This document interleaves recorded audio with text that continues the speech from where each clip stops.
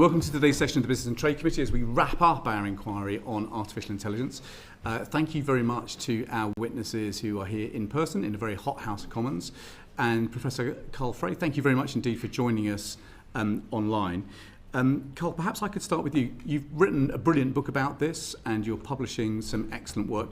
Just tell us, what do you think is going to be the impact of artificial intelligence on the UK labour market? What are your best assumptions about this right now? Thank you very much for your kind invitation. It's a real pleasure to be with you. So right now we're not seeing much in terms of impact of AI on labor markets. We're seeing some impact in certain pockets like translation work and other areas like coding. And those are mostly tasks which are verifiable. And I think one of the key reasons that we will still need humans in the loop for some time going forward is that most activities still need human verification. And so AI makes mistakes, and we need workers that are capable of verifying the output. That doesn't mean that there is not going to be an impact on labor markets going forward. And I think one critical question is, where are those workers going to be located? And so, for example, if AI makes accounting much easier, it stands to reason that some of those jobs might migrate to places where labor costs are cheaper, for example. So we may see more accountants being hired in Manila rather than in the city of London. And so AI reducing barriers to entry in knowledge works and professional services, I think is one of the key mechanisms by which we will see an impact of AI on the labor market relatively soon. And unfortunately, we'll lack the data to track these trends in real time. Another mechanism, which I think is underrated, but we're beginning to see in the data as well, is that more and more people are using AI to fix various things themselves. And so if I use AI, for example, to fix my boiler, that may not replace the heat engineer, but it means that the heat engineer will lose a call and lose one job, right? And so I think this working assumption is that AI is mainly going to have an impact on knowledge work and professional services. But I think as more people do more things themselves, we're going to have an impact on manual trades as well. And we will see more firms actually offload verification to the consumers because that is just easier to do. Further down the line, I do think we will see some outright automation, likely in transportation, logistics. That often takes more time because you need restructuring. And so often when you look at some of these studies that count up the tasks and say that 70% of the job is automatable, but the remaining 25% is not.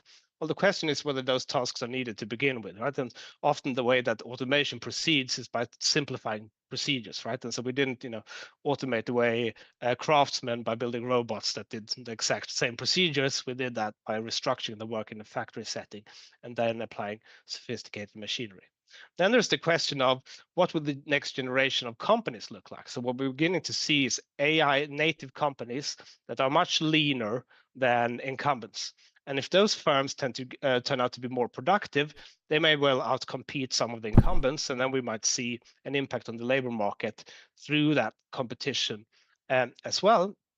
Another key question is, to what degree will we see these new firms emerging, developing products versus processes, right? And so for the most part, when you use a tool for efficiency and just improve productivity in the tasks that you already do, you're going to replace some workers. But if you use it to create new products and new industries, you're going to create new jobs as well. And that's one of the key reasons why business dynamism has historically been really important to new job creation. So large firms, they have scale, they're more likely to use AI for process improvements. Smaller firms, young firms, they don't have scale, they're more likely to use it to develop new products and industries. And therefore their entry is going to be critical as well. So I think what we will need going forward is better data to assess some of these trends in real time. We also need to better understand how consumers are actually responding to these technologies. We tend to often focus on machine capabilities. I'm quite happy to go to self-service checkout when I go to the grocery store, but when I have dinner with my wife, I don't want to sit in a giant vending machine. And so what's the difference? We need to understand in which settings humans prefer humans rather than machines as well. And I think we lack data on that too, unfortunately. When policymakers think about two potential paths of an automation future or an augmentation future, you're basically saying we just don't know yet. It could be a bit of both, and actually understanding what the real world impacts of that will be is still looking through a glass darkly. Yeah, so I think it's most certainly going to be a bit of both. And I think it's also important to remember that an augmentation future is not necessarily beneficial to everyone, right? And so, a bank teller who that can only tell a currency is of no use in a modern bank, right? And so even if digital technology has augmented bankers who now become relationship managers, that may not have been beneficial to the workers originally in that job. And so there's a lot of open questions at this moment, including to what degree, if AI augments work, firms will simply rehire workers with the right skills rather than retraining their existing workforce. Yeah. Okay, let's pressure test that and just understand what it means for roles and sectors. Mr. Madders. Yeah, thank you. Good afternoon, everyone. And just to say for the record, the Institute for the Future of Work clerked the APPG on the future of work, so just making that clear for the record. Yes, on the record. The government's sort of approach to assessing this is to sort of break down jobs into high exposure, low exposure, high complementarity and low complementarity, with sort of my rough guess being that those which have got high exposure but low complementarity being the kind of sectors that are most at risk from job disruption. Would you say that approach is the right one? Have they identified the correct sectors? Which sectors do you think are going to be most affected? Is there a regional element to this that we need to understand as well? Baroness Martha Fox, do you want to kick us off with this? Can I just back out a bit from the question? I will come back to answering it. But for me, I feel as though as policymakers, it's not a question of if, it's a question of when and how. And I think we're often spending too much time overly considering the kind of micro of this, when the macro, in my opinion, is undeniable. And I just want to reinforce that. And I have literally no idea which jobs are going to be most augmented and which will be least augmented. And I believe anybody that tells you they have a clear view of the next 3 to 5 years is not going to be likely to be that correct. It will be different. But in my opinion, every role will be affected. But it's going to be an intentional way that we step into that future. So I believe that we can either let every role be affected, or we can make sure that every role is redesigned together and we affect the change together. And that may sound like a slight nuance, but I'll give you an example, because you mentioned tradespeople, and I completely agree with you, Carl, a lot of what you said. Just to pick up on your example of an electrician, to take that further, I might try to mend things, heaven forbid, I'd fuse my whole house and blow up everybody I know. Could create more work for electricians because I've actually done a worse job. Could create less work, could create different work. I agree with you, there will still be work. But the thing I believe very deeply is that there will be an electrician who is working with AI, and there's an electrician who is working without AI. And the one working with AI is going to be the one that will be more competitive, more successful, and have more wealth in the future. And I believe as policymakers, we should be tilting into a future like that for this country. We should not be spending so much time being so anxious about what the anxieties around particular sectors are necessarily. We should be taking the view that this has got to be about wide participation, broad access, trying to minimise inequalities in how people are able to use it, so that we don't do what we did in the last 30 years of technology, which is exaggerate inequalities to a large degree. Sorry if I slightly didn't answer your question. That sounds like the kind of Indian AI for all model that we heard about when we took evidence from this in Mumbai.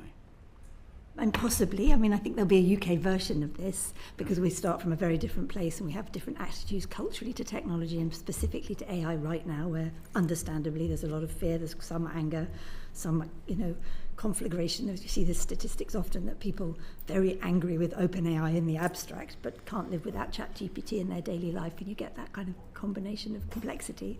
So there'll be a UK version of this, but I think it's just very, very important not to designed so much for a specific sector, in my opinion, at this point in the journey, to miss the bigger picture here, which is there is still a huge opportunity for the UK just to get ahead of this, to stop doing what we tend to always do in policy terms, in my opinion, which is sort of dance around a bit and not go big and bold. And we should be thinking about how everyone in this country has deep access and proper training and reskilling and opportunity. And we can see that some jobs right now and tasks are changing, and Anna and Adam are much more expert and Carl in this than me. But I don't think that changes still the macro picture, which is what we should be striving for in a sort of 3 to 5 year horizon. Thank you. Adam, what's your perspective on Mr. Maller's question? I agree. Like, we're in a position of radical uncertainty, and obviously we need to assess the evidence as it emerges. But I guess the challenge for policymakers, for unions, otherwise, is how do we also adopt a no regrets framework, that we plan for every eventuality. We anticipate every eventuality, but we also think about what can we do now that we know would be good anyway. We know that we're already building a AI-enabled economy in a situation where we have the lowest investment of in-work investment of skills in the private sector in the OECD. We know we have the lowest business investment in the OECD. We have a kind of like economy that's plagued by short-termism, by shareholder primacy, by weak investment, by low participation of the workforce in shaping that. And I'll give you a contrast to that. I was in Sweden the other day meeting Swedish trade unionists, and one of them said something that was very striking. He said, we don't fear new technology. He said, we fear old technology, because old technology makes them less productive, less competitive, less able to upgrade their abilities to participate in the economy as a whole.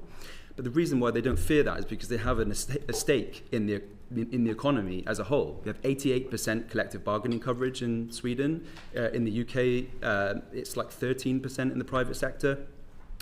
And what that means is that you have a situation where the wider system, whether it's the social security net, the skills system, the taxation regime, is actually set up to be high productivity, high innovation, but also high equity and high resilience for the workforce. So I think like part of what we need to do when we're thinking about AI, if we're thinking about it as a transformative technology, which I agree it may be or is, but perhaps over longer term than we're led to believe by some of the CEOs, we need to then think about what is the institutional architecture that we need to build that reflects that. And just to briefly sum up, to contrast that, right now there's 500 workers in British Gas that are about to be made redundant in call centres because people are using customer self-serve with AI-enabled chatbots.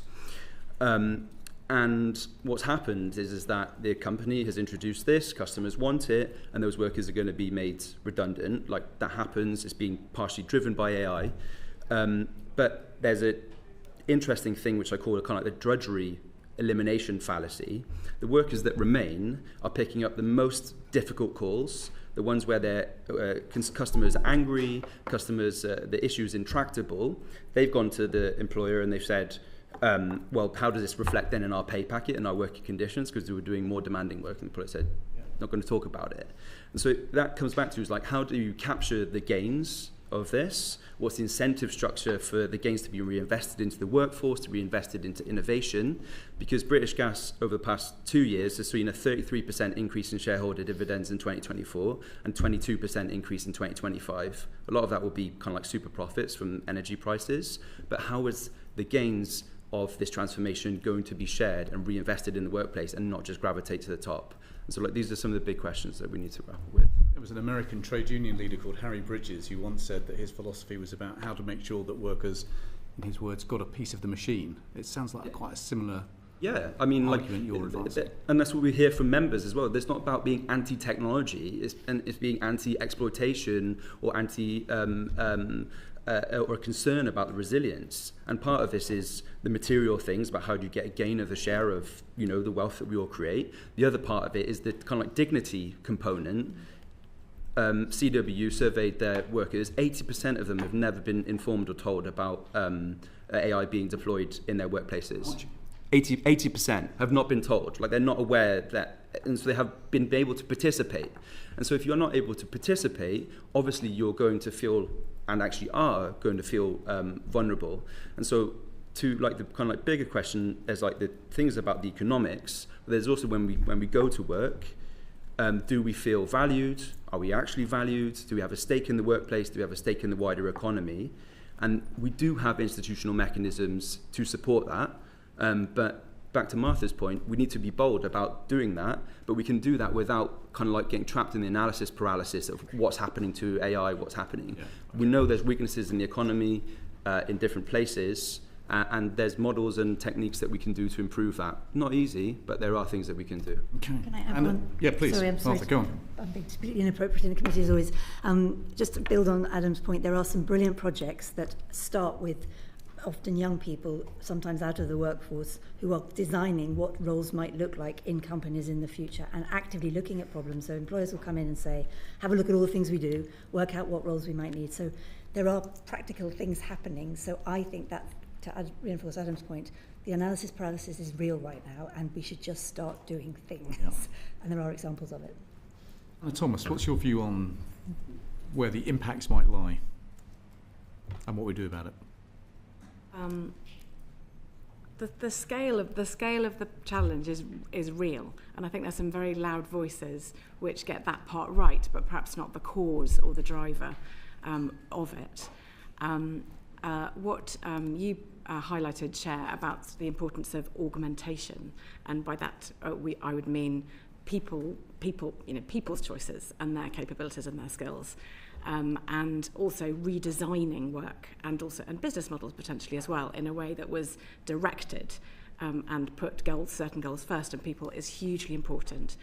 And it's not a coincidence that everyone on this panel has highlighted the importance of participation and involvement, which perhaps invites us to go upstream and downstream of thinking about sharing benefits, which is hugely important, but we don't have to start there.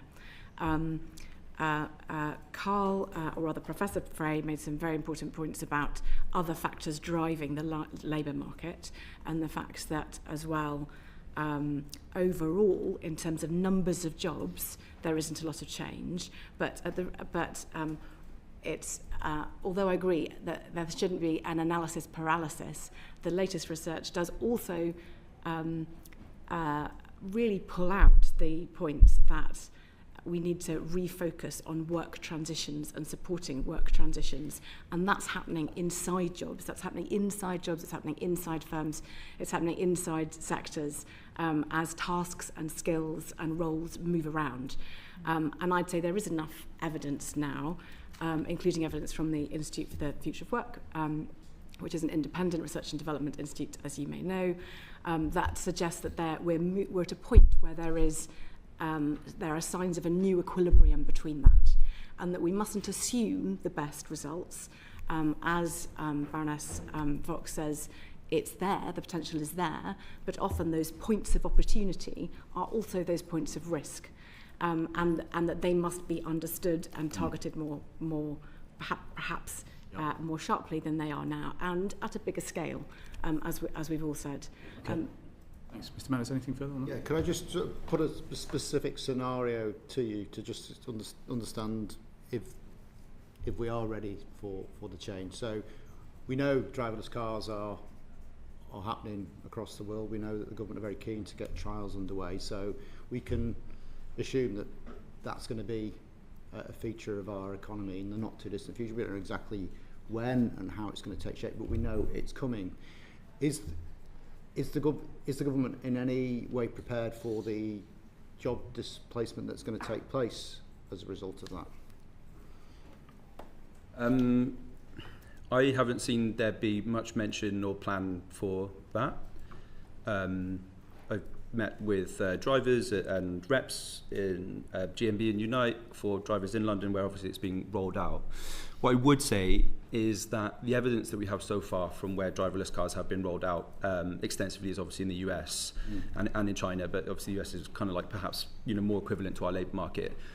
There are job losses, but the biggest thing that we see is downward pressure on wages. So if you look in Seattle or other places, in Phoenix, what you see is around 10% decrease in the take rates of the drivers that remain driving, because basically the companies are obviously going in, and it's the same model that Uber did when it came to London, is they obviously undercut the existing market because they've got capital to be able to do that, and sort of like land and expand mechanism.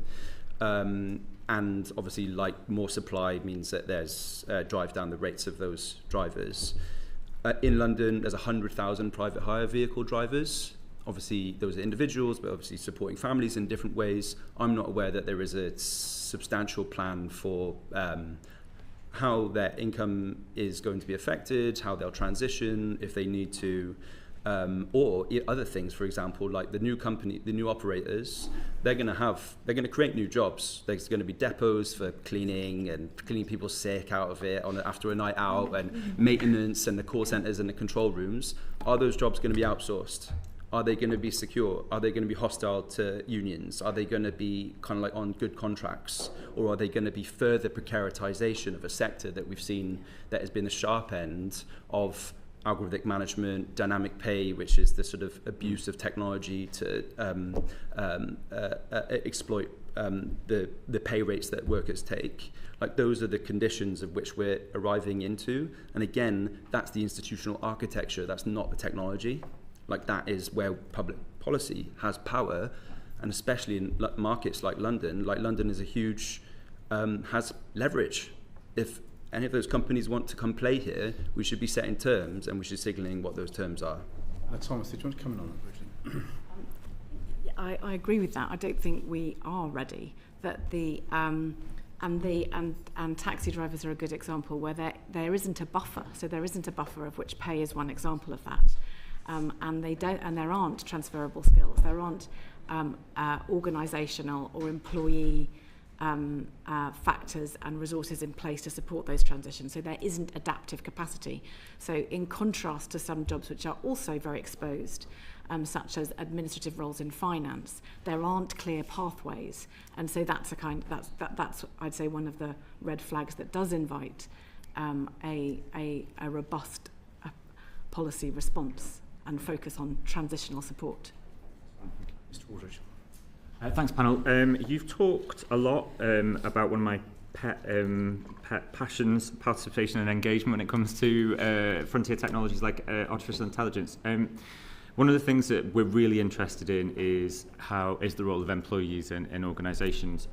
So to what extent does successful AI deployment depend on employee buy-in? I mean, I'm assuming it's significant, but, and what is working in organisations, if any, to build trust, engagement and curiosity around that training and reinventing their roles? Adam, if I could come to you first, sure. And then we'll work on.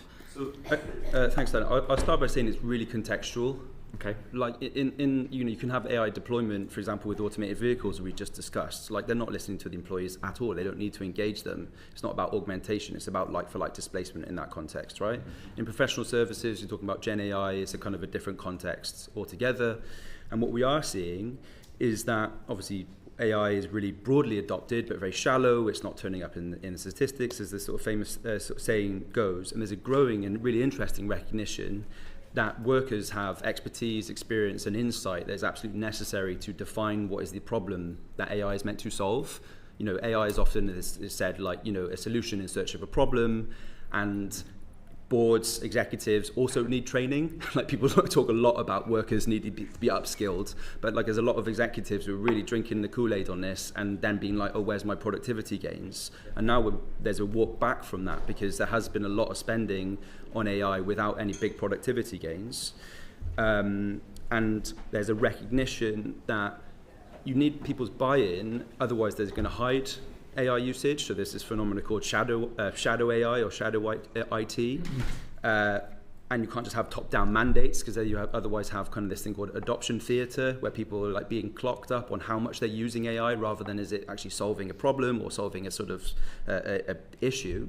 And this goes back to the participation bit. It's like, if you bring in the workforce and you recognise their expertise, their experience in sectors where like that is valued, then they can help to define the problem, help to define the training that is needed, design the features, be brought into the system, and also flag issues as it comes up, and you actually create an intelligent organisation. Are you seeing any sectors or any employers that are actually... Can I just ask the rest of the panel just to take that first question before we move on, Mr. Aldridge? I'm actually going to approach from a slightly different angle. Declare two interests. Just stopped being President of British Chambers of Commerce, and I'm on the board of Multiverse.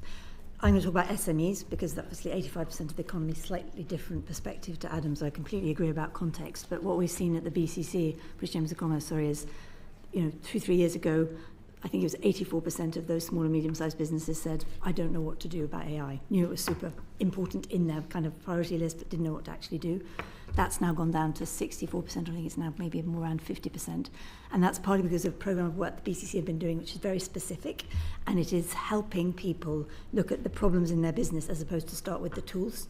And it sounds like a very small shift, but in a small business, with people are being sold, whether it's Copilot licenses or another, I'm not going to pick on Microsoft particularly, and they're waiting, as Adam quite rightly said, well, where's my productivity change? Well, just give people a tool, that's not going to work. You have to start with the problem and actually redesign the process in the business, and that can take some work and some cultural shift and some training. It's like any digital transformation that we've been through in the last couple of decades. So, in my opinion, it has to be very specific, very, very detailed, based around business problems, not starting with the tools and the technology, and starting with actually what are you trying to achieve. And that requires quite a lot of intention, and especially at a time when SMEs are feeling completely up against it, as we know, pretty cross with the government, the economy, everything, feeling like regulations are everywhere, feeling as though they've just had costs layered on top of them, and that the projected view in the next year is not that great. Trade down, Brexit, all the stuff you guys know way better than me. So I think we just have to be cognizant of the fact that this is hard work, and help and political help that can be given to companies to do that is valuable. Thank you. Mr. Aldrich, go on. Move on. Sorry, I was going to move along. Yeah, okay. You're going to have to remind me of the question. So it was basically about how is AI being utilised by organisations to engage with their staff, and how are staff being brought on board and being engaged? And do you have any specific examples of organisations or sectors that are doing it well? So we think this kind of employee buy-in is pretty critical to moving this forward, but what's your view? I think we can pitch it a bit higher than that, and it's not on the basis of analysis, not paralysis.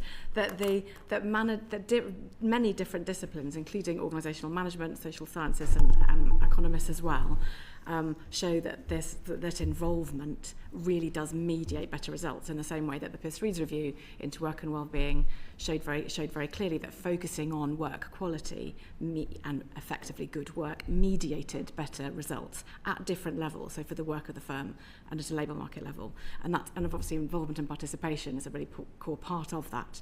In terms of involvement, it's not simple, because we're talking about different levels. So we're talking about tools, jobs, skills and pathways, and then support that's in place. And there's a good case for involvement in all of those buckets. We've got important existing infrastructures, including union involvement, which could perhaps in this be utilised more, but also as Baroness Martha says, that we do need to look at it from different perspectives, and perhaps look for areas of alignment and see what's happening as best practice too. And there are some examples of that, but they are few and far between. So I refer to, we've done 8 case studies for Innovate UK of responsible AI adoption in different types of firms, including SMEs and public sectors as well. And there were basically pockets of good practice, but and there are plenty of examples of those pockets in that are published in those case studies, which were done with the CIPD. But there was no one case where it was systematically caught all these different touch points and all these different levels. So I think that we need to go big, and also offer guidance, not be afraid of offering guidance and support, and incentives too, to reward good behaviour when people are increasing levels of involvement, work quality, and so on. Quick follow-up, Mr. Aldrich. No, we were really looking for a bit of specificity, if it was possible, so we can look up those case studies and find out where really things are being done. Yeah. Very briefly, Chair, if I may. We do, Adam. Carl Frey, anything else you want to add into that story, just about the importance of employee engagement in advancing AI in a healthy and sensible way? So I think the most compelling evidence I can think of comes from the computer revolution, where you quite clearly see that the firms that do best in terms of productivity during this period tends to be relatively decentralized firms, where people at the lower levels of the organization have decision-making rights. And that's, to me, intuitive, because what you need when the technology is new is experimentation. And the people actually using the technology and trying to figure out the use cases are best placed to figure out what those use cases are. And then if they don't have decision-making rights, it will slow down adoption and implementation across the board. And I think we're seeing similarly today that more decentralized firms with fewer layers, at least, are adopting AI faster as well. So I think the same intuition holds with AI too. Yeah, briefly, two things. So this has now been more realized that by like Microsoft have got a report that says like the employee participation is like essential for fair and effective AI adoption in their 2005 Future of Work report. It's not loads of case studies. I mean, I guess there's a selection bias for me at the TUC because like the problems come up, but I'm sure there are some. I guess to add to that, and you'll forgive me for banging on about the Nordics, but Denmark has the highest AI adoption in peer countries. Like, we need to think about why it is that. And they also have, like, obviously a really robust economy. Obviously, it's different, and we can't, like, bring everything from there over to here. But for another example is that Ford Motor Company recently rehired 300 experienced engineers because their AI quality assurance that they introduced into their production line was not up to scratch, and it failed. And the executive said, and I'm paraphrasing, but the executive said, oh, we didn't really appreciate the skill and expertise that those engineers had before we kind of like basically replaced them with AI, because they don't really understand what it is, the work that they do, especially in big companies where you're very remote from like the shop. And so they rehired them, but then they've basically gone on to say, oh, we basically just needed to rehire them so that they can train the machines and then kind of like let them go again, which is like people will do that because you need the work, right? But like at the big picture is like, if that happens at a macro scale, that is just an extraction of a wealth of experience, of expertise, of that has been gained and earned just up, and then you get replaced by that robot. And how are you participating in that? And we're seeing that particularly in like the creative industries where that work is being scooped up and they're replacing a lot of workers in that context. Well, Antonia Bance. Thank you very much, Chair. And I wanted to ask the members of the panel about the extent to which they think successful AI adoption in enterprises depends on really good leadership and management skills. Some of the evidence we've heard on this committee to date has been less about AI and digital skills and more about the lack of skills that managers and leaders have for knowing the direction that they could take. I'm going to come to all of the members of the panel in turn, but I would just like to say for the record, before I came to this place, I worked for the TUC for the best part of a decade, and that is listed in my declaration of interests. And I will start with Adam. Management and leadership. I think it was the Chartered Management Institute came out with a report the other day saying that, or a survey or some findings that managers don't have the skills for change management, essentially in like organizational development and design, job reconfiguration. Like that is the story of innovation and technology diffusion, right? It wasn't the invention of the steam engine, it was the reorganization of the factory around new technologies. I think I'll keep it short, but in short, yes, but to Dan's point, maybe, I think where you'll find the best use cases of where AI is deployed effectively and responsibly is where you'll find management and governance of a company or of an organization that is fair and effective generally. It's not exempt or like separate or segregated from other good things or bad things. And I'll probably leave it there, other than to just reinforce the point that like workers hold a wealth of information and expertise, and that should be empowered and leveraged. Carl, line. So I think this relates a little bit to my earlier point about decentralization. And so I think knowing what you know and knowing what you don't know is really important. And AI is still a technology that is an experimental phase. We still see new use cases emerging with new model releases. And so trying to figure out what the technology can be used for requires experimentation, and it requires giving people the autonomy to experiment and also making sure that, if you experiment with something new, it's going to slow you down in other activities. So making sure that you're not punished for that is going to be really important as well. That said, I think there's a somewhat a premature emphasis on adoption, and I just want to emphasize that what really matters is not the adoption rate, but what the technology is used for, right? So if we all use AI for emails, the result of that is just going to be more emails, and we're not going to see productivity gains as a result of that. If you use AI to develop new products and for research and development, that's a very different story. And so I think we need to focus much more on figuring out the use cases and product development around AI rather than emphasizing driving adoption from the top down. Martha, and particularly with your BCC hat on, my manufacturing SMEs would tell me they don't know what they don't know. And we've heard some amazing evidence about the impact of AI in manufacturing settings. Appreciate your thoughts. Yeah, and just to build, sorry to go back to the question, I'm absolutely coming to yours. There are so many examples that we can share offline about companies doing this well. Jaguar Land Rover pop into my mind. John Lewis, I know them through being on the board of Multiverse, as I've declared the interest. They were making a bunch of people redundant. The people that they kept in the business, they designed how their jobs were going to look using AI and gave them AI training to do that, and that was a hugely successful project. Capita, when they were collapsing, new boss comes in, the first thing he says is, anyone in the company can redesign any bit of the company using AI, tell me directly as the CEO, and had a huge cascade program. So there are lots and lots of examples, and be happy to share them offline. Come to the management point, of course, but I completely agree with Adam. This is just about good management, full stop, and good leadership. I'm not sure there's like good AI leadership. I think it's about recognizing that you should always engage people in any change. It's a cultural shift as much as a technical abilities shift. And when I think back to the digital transformations I've been personally involved in, that is always the bit that is harder because it takes a longer time. You're going to inevitably have to shift and move roles, people, and there will be change, and that can be uncomfortable.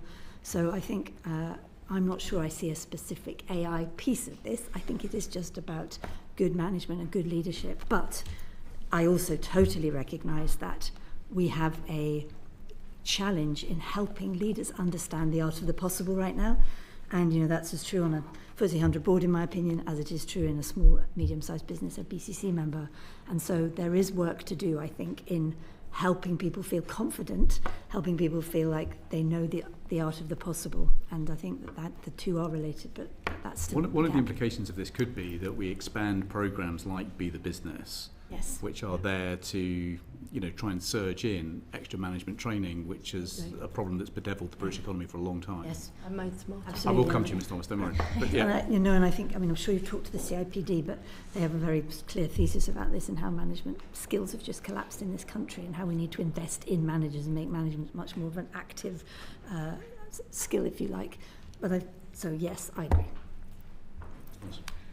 It was only a PS that within that bucket of management skills, our research shows that high involvement management is a particular bucket that needs attention. So the 2000, I think it was, firms surveyed for the BizReads Review showed that high involvement management was a neglected important mediating piece, so that perhaps needs attention. And in our case studies, which we'd actually done with the CIPD, we ended up also thinking about high performance work systems and the role of kind of, proactive work and role design, which actively thought about how you could reconfigure the tasks and skills as through the AI implementation process, which also is another area perhaps for attention and potentially, as Professor Frey said, for experimentation or to build into the growth labs and other initiatives, including support for SMEs. Tony Vance, anything further? No. Mr. Madders.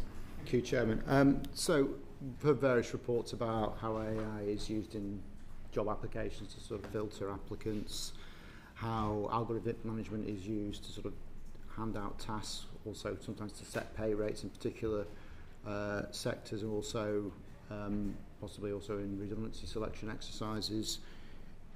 Do you feel that the current regulatory environment is sufficiently up to speed to deal with that range of issues?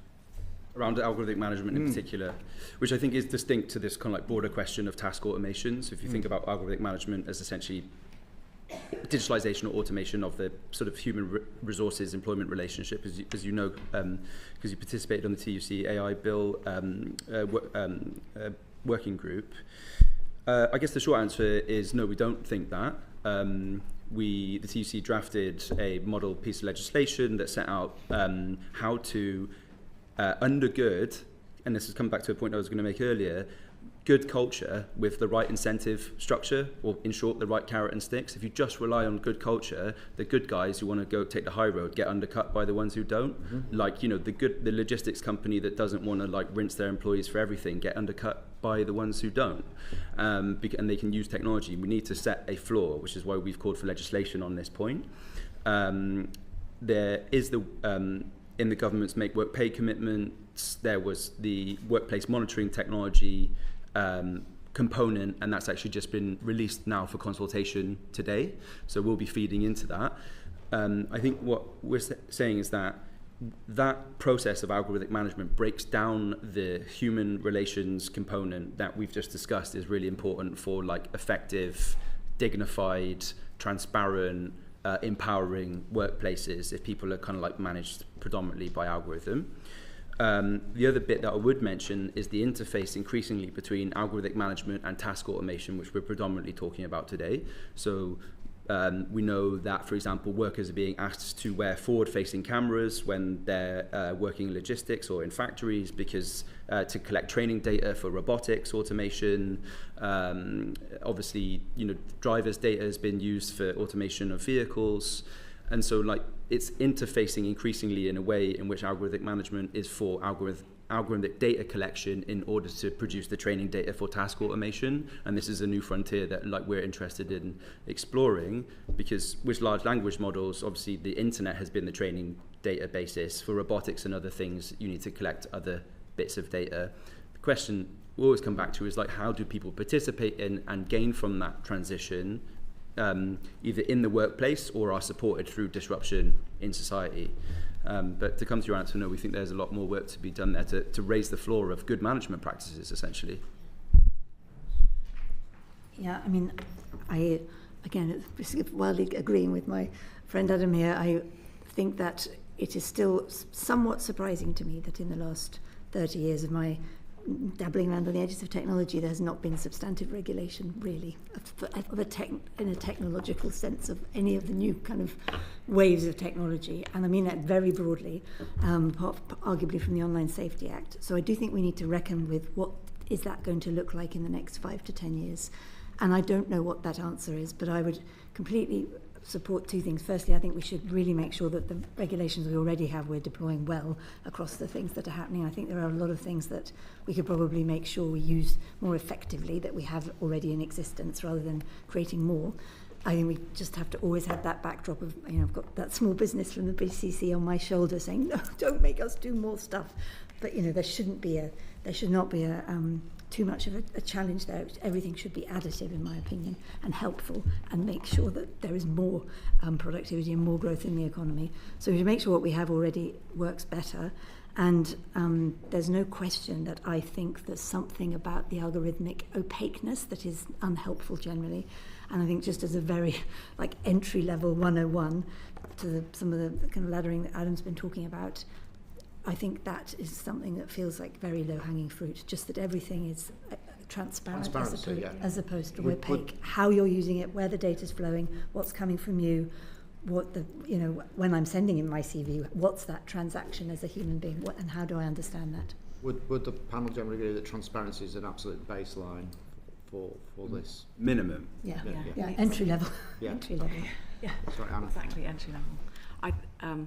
I'd support very much what's been said about gaps in these areas that are sat perhaps between the Employment Rights Bill and the Data Bill, and it's a difficult area, and there's but Martha is right, there hasn't been a substantive piece of legislation in this area, and the rest of the world is thinking about it, including most recently South Korea and even Singapore, I think, has started thinking about it. But perhaps it may be a different overarching piece. It may be our work suggests forward-looking, anticipatory, built around higher levels of information sharing and reciprocity and consultation right across perhaps the AI value chain and job cycle, and something that could be respecting rights, of course, but also principles based and built up and deployed over time, and that sits with existing things and sits with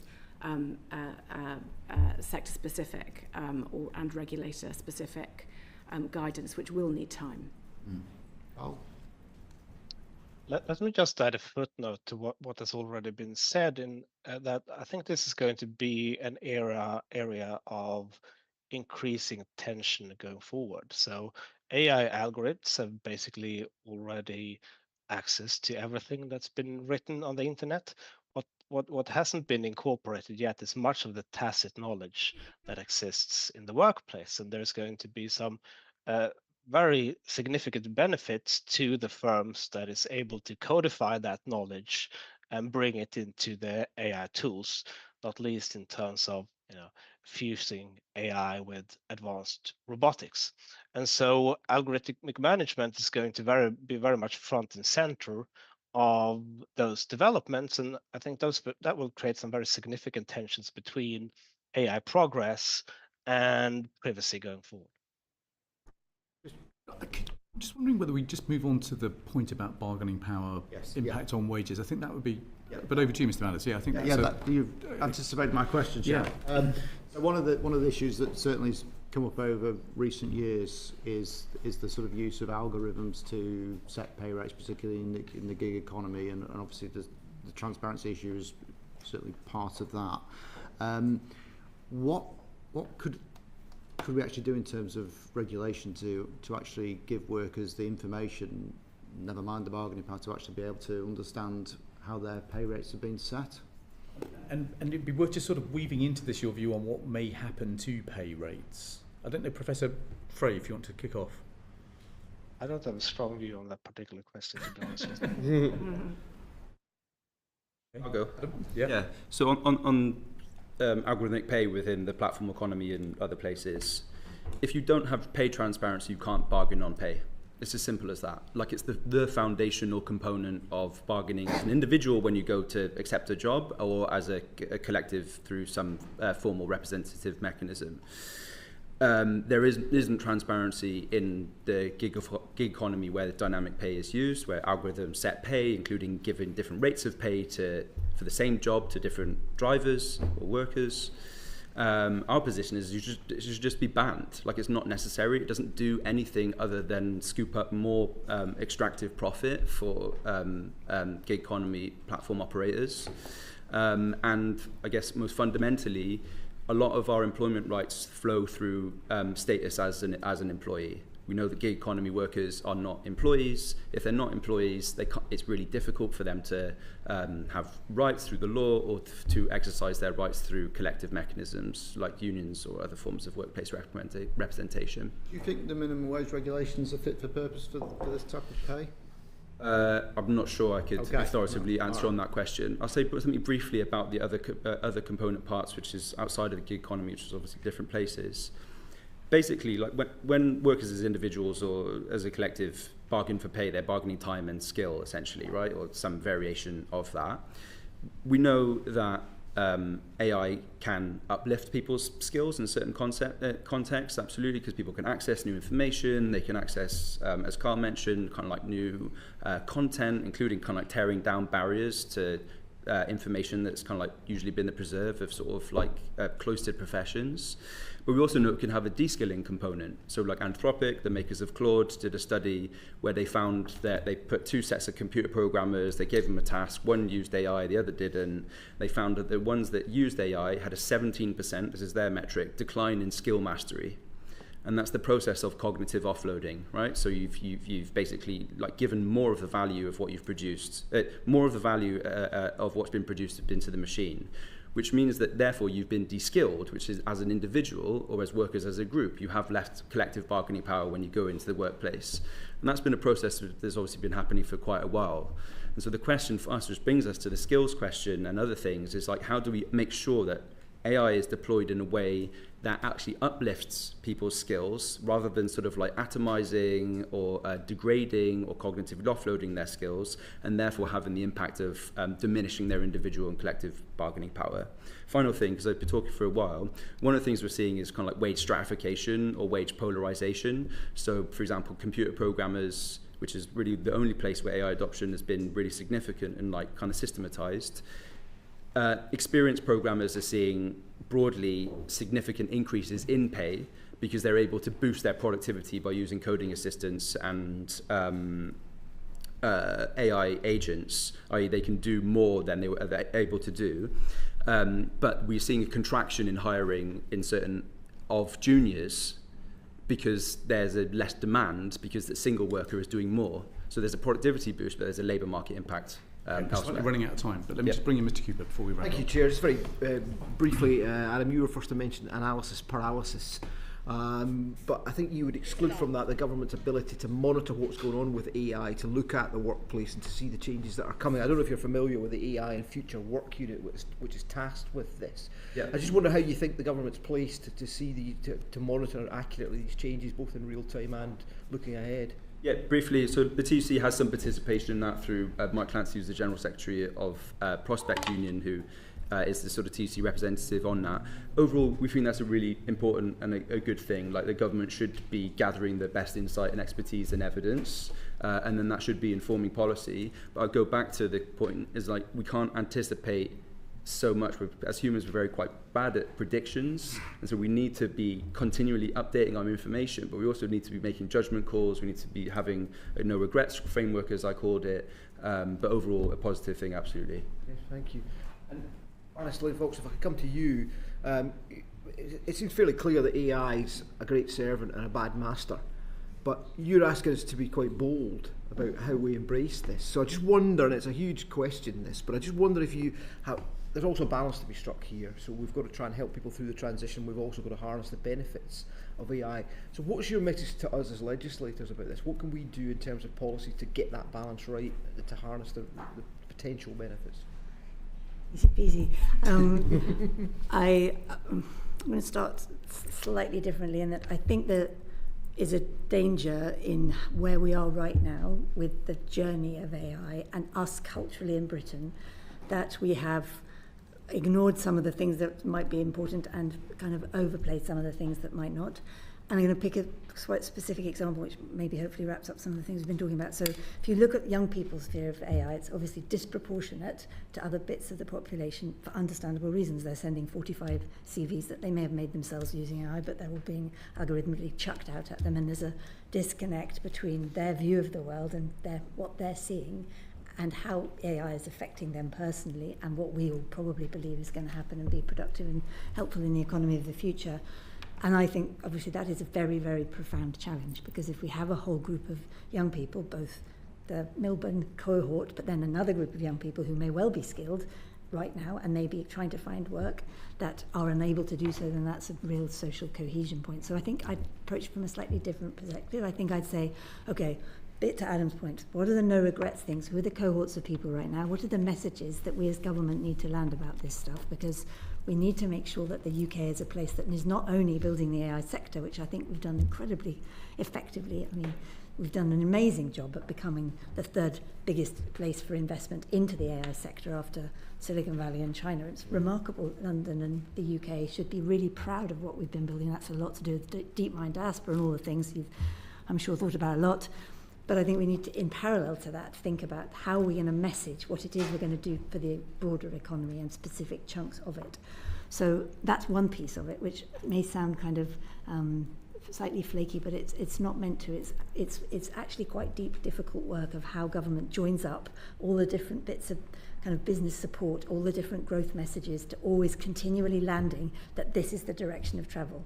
This is the way we're going. These are the things, when we make an intervention, we're going to do it because of an AI first world. And I'm not going to go back and re-legislate stuff, but the employment law that just went through, that was not designed for an AI first world. And I just think we need to be really cognizant of what we're doing with intention in this building all the time about, are we really building for 2030, or are we building for 2025, or even worse, 2020, or maybe we're not really even building for it at all. So I think that's the first thing. We need to upskill as many of the people in this building as we can to what we all believe is a shared view of what this future could be. Pick off some cohorts that are in, I would argue, more danger right now, and I think entry-level jobs is one of those places, not just to do with AI, it's clearly to do with the macroeconomy as well, but there's a kind of horrible mix going on right now, a whole bunch of things together. And I think the fundamental underpinning of all of this stuff should be all the programs that government do should just be questioning about, are they designed for an AI-first world? Are we really helping people? When people go into a job centre, are they sitting opposite a desk at someone tapping away on a computer telling them something? Or are they sitting behind the desk with the person co-designing their CV, able to use the tools themselves, able to see what different roles, what those transitions and pathways that Anna talks about so well might be? So I'm not avoiding your question, but I just think it's not one thing. It's about every single signal that government can send and having a really joined up and collective. Yeah, clearly the government's got to take the lead in this. Yes. We've got to be 100%. And I think we're doing aspects of it, but it's just, I don't believe it's joined up enough. I don't believe it's urgent enough, and I don't believe it's at scale enough. Okay, I'm afraid that takes us slightly over time, so we're going to have to wrap up there. But that's been a really incredibly useful panel. Thank you so much indeed. That's changed the way I think about a number of the questions that are at stake in this inquiry. So thank you very much for the evidence, and please do follow up if you've got case studies or things that you think that we should reflect on while we write this report over the summer. I think I can say with some confidence that this will be the first of a number of reports we run over the course of this Parliament. But that concludes this.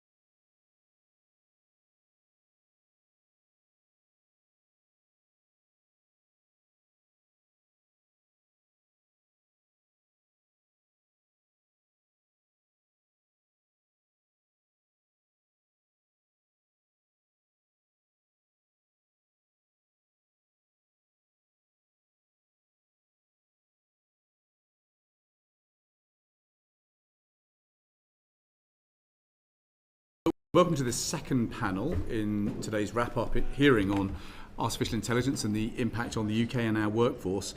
We're really grateful to you for coming along this afternoon.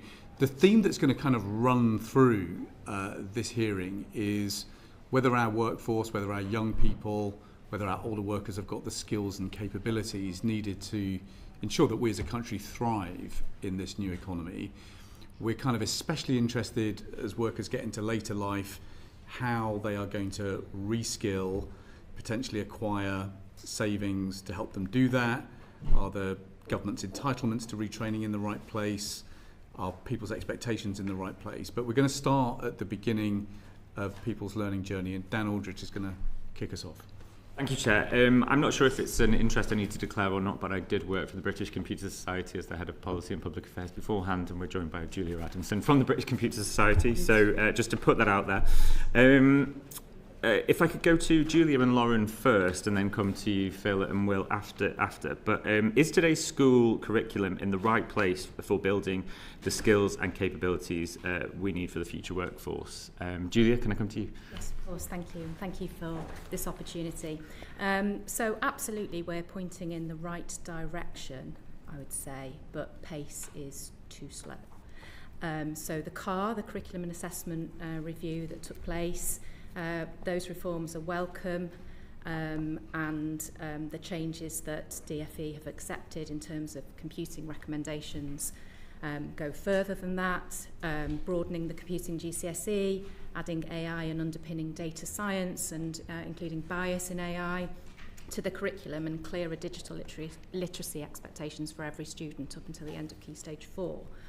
But the timetable is too slow and it's out of sync with the pace of technological advances. So if you imagine a year to spec out a new curriculum, a year to write the corresponding qualifications, a year to onboard schools and select those qualifications, 2 years of course study to get your GCSE, another 2 years for A-level, suddenly we're at 7 years from now for those young people leaving formal education system. So I think, my big message is really we need to find a way to inject a greater level of pace. Just check this, Julia. So you're basically saying it's going to be 2033 before we've got the curriculum in the right place? No. The curriculum will be introduced in 2028 with the DFE plans. But if you think about those young people going through that, taking the 2 years of GCSE study and then potentially an A-level or T-level, V-level, whatever, after that there'll be 2033 cohort of 18-year-olds that benefit, yes. So that is a big watch out, and we need to think about how do we make these changes in a way that don't rock the great education system that we've got, and the great entitlement for all, and the good quality national qualifications that people generally understand, but that one idea is a core common spine, but with enough flexibility for iteration, rapid iteration, and culturally recognised iteration. Is government responsive to that? I'd say you probably need to be a bit more ambitious about the pace. E.g., so I think, it's certainly in the response to the CAR recommendations, there is a response that says you will look into pace and maybe updating more regularly. The last computing curriculum was written in 2012 and it's only just being looked at now. So we can't be there again, so we need to look at it annually at least. We'll make sure I absolutely understand it. So the 18-year-olds coming out of school today will have rolled off a computing curriculum that was last updated in 2012. Yes. Yeah, that's correct. Many heads were banged for a long time to try and get to this point. Mine mainly. Yeah. But it's not impossible. It's difficult with the current system. So we need to think about system change, we need to think about creating space for contextualisation, and we need cultural change within the education system to recognise we are creating the population, forward-facing, future population to thrive in this AI and digital-enabled world. And to do that, we need to be able to not teach about DVDs and Blu-ray anymore, but teach about AI, vibe coding. On the way here, I passed 2 young people. Are we still chatting teaching young people about DVDs and Blu-ray today? in some subjects? Yeah, in media studies. Yeah. Waters, please continue. Lauren, can we come to you? Thanks, Julia. Lauren, can we come to you? Yeah, so I think there's a lot of what Julia said that I would agree with, and I'm a computer scientist. I was a computing teacher before I moved into sort of trust leadership, and for sure the current national curriculum is out of date, and there's a real risk that the next one does the same if we're not careful. But I would really caution against the urge to over-prescribe what the new national curriculum is, and I think it's one of our biggest concerns is that the programmes of study become too over-prescribed. Actually, we have got schools doing a really brilliant job of teaching digital literacy and AI that are sort of tapped into what's going on in their local communities, that's based on the experience of children and what families are telling them about their children's experience of technology, and that is guided and supported actually by the trust and by networks that people are part of, your organisation, charities that operate to provide pupils opportunities to code. From my perspective, we don't offer actually a great deal of qualifications around computer science. Our focus is on building powerful knowledge across the whole curriculum, developing pupils' broader skills, critical literacy, their ability to think increasingly through system thinking, their ability to speak well, because we've recognised that actually those skills are the sort of primary skill that employers are going to want, ahead of perhaps the ability to code, when you can vibe code, or not. I don't want to undermine the sense that we want to understand the underpinning technology, and young people need to know how this technology works, but they don't all need to be able to get a GCSE or an A-level or pursue a computer science or AI degree. So I'm more relaxed about the time it's going to take for qualification reform.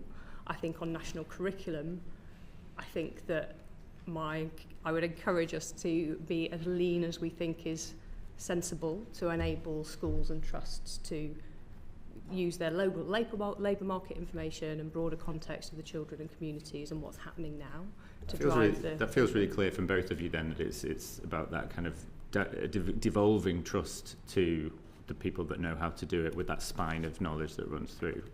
Great. Thanks, Phil. Can we come to you?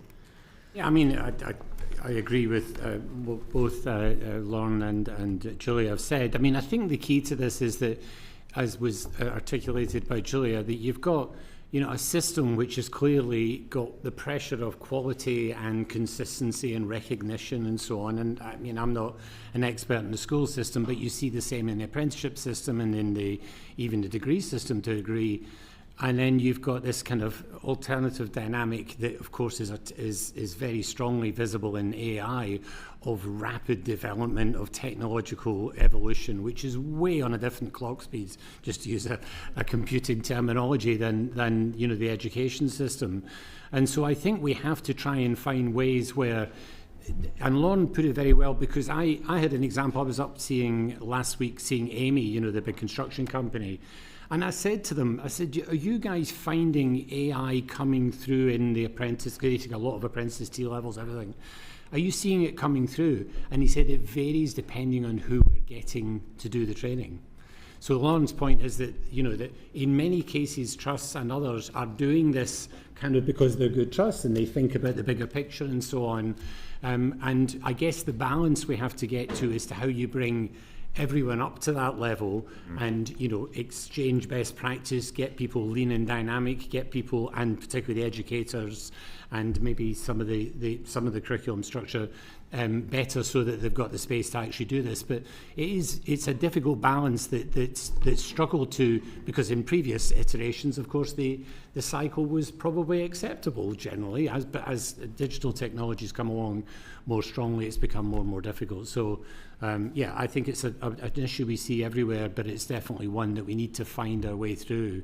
And, you know, we'll talk more about it, I'm sure, as we talk about, you know, adult skills. Thanks, Phil. Will, did you have anything to? Nothing to add. Okay, cool. Thank you. We've also heard evidence through our ongoing inquiries into artificial intelligence that it is delaying young people's entry into the labour market.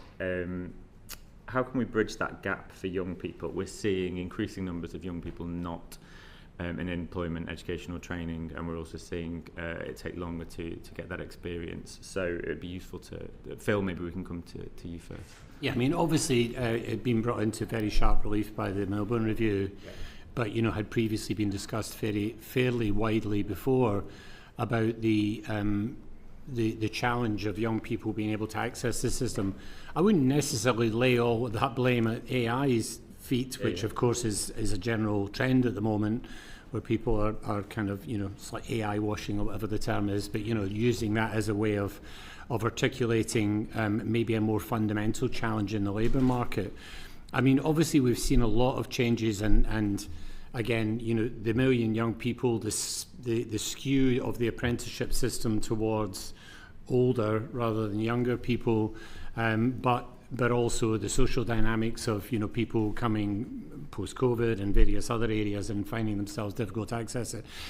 The evidence, you know, around whether AI is consciously stopping young people accessing the capabilities is difficult to determine fully, I think. I mean, I think there's some studies which say it strongly, and there's others which contradict it. I think what we owe our young people is the opportunity to get the skills that allow them to be ready for work, and you know, we see lots of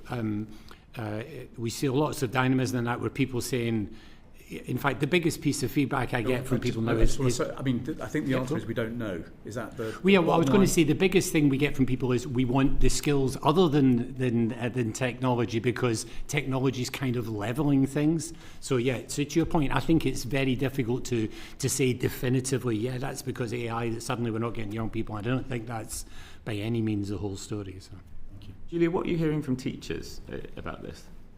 So I think, you know, there is definitely the need for young people to have those sort of traditionally termed softer skills, more employability skills alongside the technical skills. I think there's sometimes perhaps a misalignment in expectation from employers about what an entry-level job should include, and actually perhaps in some way is more senior than perhaps traditionally was, with perhaps in some places AI taking on some of those more tasks associated with a sort of fresh graduate role, for example. One interesting point I think to make is that, you know, we know that undergraduates really benefit in employability skills. So when they've got a placement or internship as part of their course, they are more employable. But actually, perhaps not as well known is that when employers take on placement students, they are then more likely to take on young people, even young people that they haven't met. So their attitudes, their culture, their hiring practices shifts. And so there's something there in that sort of, it needs to work both ways, and we need to support and encourage and incentivise for it to work both ways, so that employers are actively seeking, because these young people have got a lot to offer. And they you know, I negate the term digital native because but they're certainly attitudinally ready and up for developing their role with AI and being able to add value to the business. So I think thinking about changing attitudes of hiring employers as well is important in all of this. Thanks very much. Tony Betts. Thank you very much. Turning to adults now. Do we think the current adult skills and training system is fit for the future? Thinking both about the evidence that we've heard about AI and digital skills, but also about the leadership and management competencies that the evidence before this committee we've heard is so important for understanding what might be possible in any given business setting. Phil. So the system is evolving. There's no doubt about it. That, but you know, if you were asking whether it's completely in place now, then the answer to take the chair's view is no. It's not appropriate to do that today. It's evolving because we're providing things like short course capability, for example. You know, so-called apprenticeship units. But if you look at the work we've also done with the technology industry and the Department for Science, Innovation and Technology. In that environment, we're working with vendors to take their capabilities and provide them to young people with a framework around to people generally, frankly, with with the capabilities around it to say this framework assures a certain amount and we can give it a certain badging to give it some credibility. So I think there's a lot of work going on both in there. There's there's AI apprenticeships that have been created on Fast Track.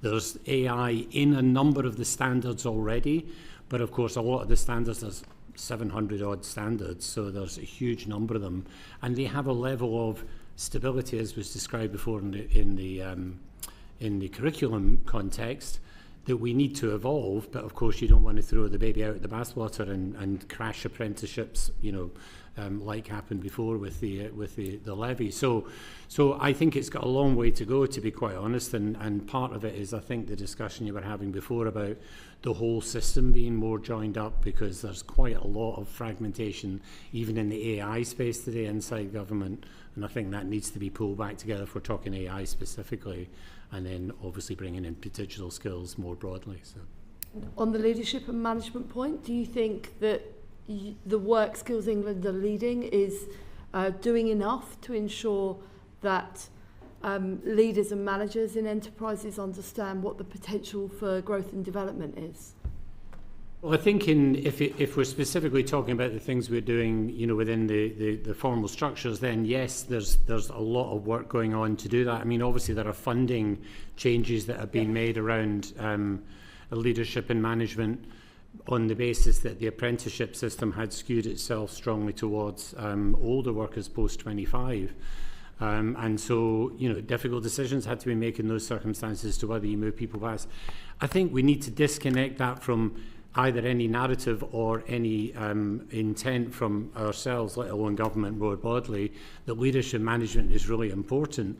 Because prior to any of the downturn in, or even the uptake of management and leadership in apprenticeship, people were teaching leadership and management in those circumstances because it's an important thing for any business to do. When I ran a business, I had lots of leadership management training capabilities because it was the right thing to do to develop my workforce. And I think this sort of a sense that if government don't do this, we don't do it, I think is flawed. And I think there's a bit of that has crept into the system now, which says that, if it's not, being funded as an apprenticeship, then therefore it's not a good thing to do. Well, I think that's for business to make that decision, and I think it would be the wrong one to make that assumption. So. Okay. And two more questions, if I may, Chair.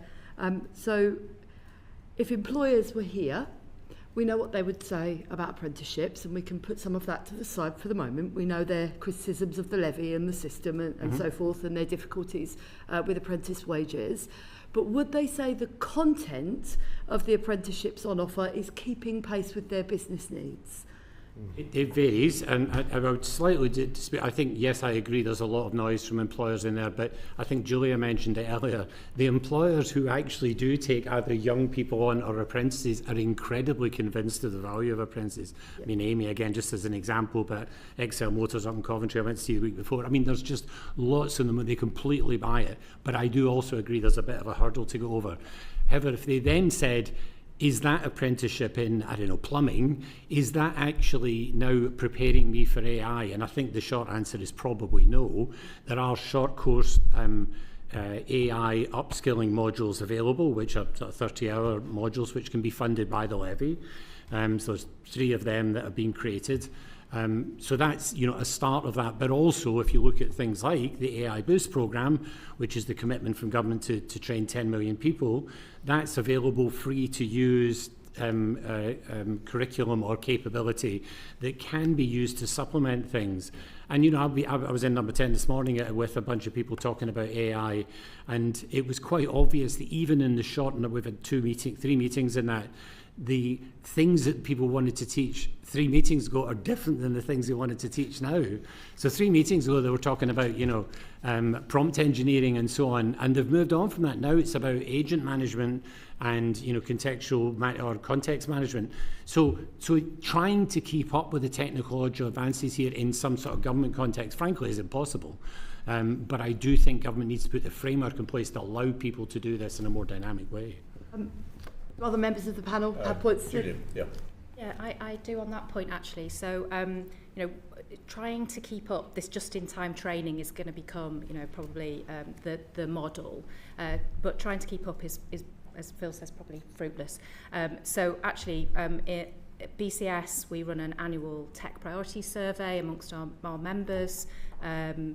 We ran it in 2025, and the committee has already got that research available to them, but we've got a live 2026 one running at the moment, so I've got hot off the press information, and unsurprising, I think, to know that AI skills is the top in demand cited gap, but actually the strongest signal we get from respondents is that anyone using AI in work should have completed a recognised formal ethical certification. So while we won't be able to teach necessarily every bit of how this technology works and how you're going to do it in that sense, if you've got a workforce that has really good groundings in the ethics, they understand responsible use, they understand the risk that they can introduce, they understand the opportunities and the benefits, but they are critical thinkers in their use of AI, then we stand a chance. And I think that's what needs to underpin the curriculum, and that's what needs to underpin skills and training, not just at school, college, university, but right the way through. And we need to get our heads around that cultural change. This isn't just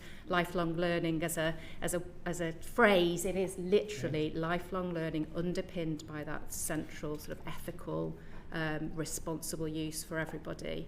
And one final point, you know, I can't stress enough, and the other panel was saying it too, that contextualising the learning for the sector, the region, the role you're in is where you make it sticky. And that's why at BCS we work lots with teachers. We've got an AI confidence programme. It's all built on what they experience in the school and in the college, because it's different from generic IT training, which kind of most of us, you know, maybe we don't have an affinity with it. We either are tech or we're not tech, and we don't want to do tech training. But if it's about my real job, the real children in front of me every day in the classroom, and it's about how I harness that technology for better educational outcomes, then I'm going to invest my time in it. Okay.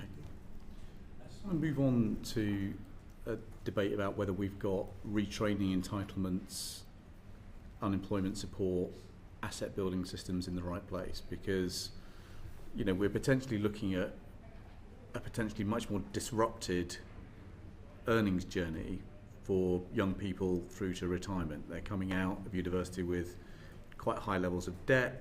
They're having to save up more for a deposit to buy a house. They're having to put more into a pension. We're shortly to go and look at the flex security models in Denmark, but, you know, perhaps we could just run through asset building, unemployment support or temporary unemployment support like the Danish flex security model, and lifelong learning entitlements. I mean, Will, do you want to just, we've asked you along because we want to introduce some of the work that Nest is doing about auto-enrolment savings accounts, because actually that has got the potential to help workers build up savings buffers to help safeguard against disruptions to earnings.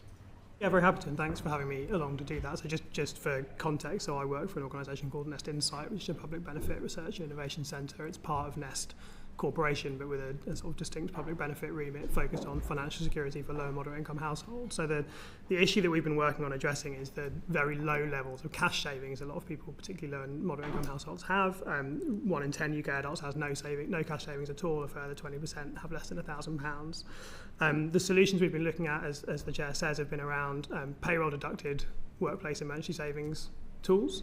So these are essentially tools that employers can offer to their workers that enable them to save through payroll, not unlike workplace pension savings, so the money goes out before it hits your pay packet and builds up kind of automatically in the background.